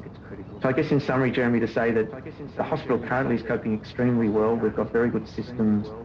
We've got lots of options to increase our capacity as required, and we've got now a lot of treatment options, but prevention via boosting vaccination remains. Are you learning any useful lessons from overseas at this point? Yeah, absolutely. We're all in contact with colleagues both in Europe and the US. We're seeing very large numbers both in the community, but also increased hospitalisation. And as I mentioned, that problem or that need to have a booster has really been the key. There's some of our treatments that are still very effective with both Delta and Omicron. Some of the monoclonal antibodies, we've learnt that one in particular is still very effective, whereas the others may be waning in their protection. So we've learnt a lot from overseas, and I guess that's been one of the benefits of being in Australia and being able to learn what's happened overseas before it comes to Australia. So we've had time to prepare both with previous waves, but also with this wave. How great is the risk of exposure for a patient or a staff member in hospital right now, given the scale and transmissibility of it? Yeah, so all of our staff are in N95 masks and face shields. So, and when they're are in N95 masks and face shields. So, all of our staff are in N95 masks and face shields. So, and when they're looking after patients who've got COVID or suspected COVID in what we call Tier 3 PPE. So we're not seeing transmission between staff members like we did last year. We also have much better understanding of the transmission and the need for ventilation. So all of our rooms have been assessed for their adequacy of ventilation, and we have N95 masks and face shields. So N95 masks and face shields. N95 masks and face shields. So N95 masks and face shields. So and along with that, there are similar experiences with our patients that all of our patients get tested regardless of their presentation.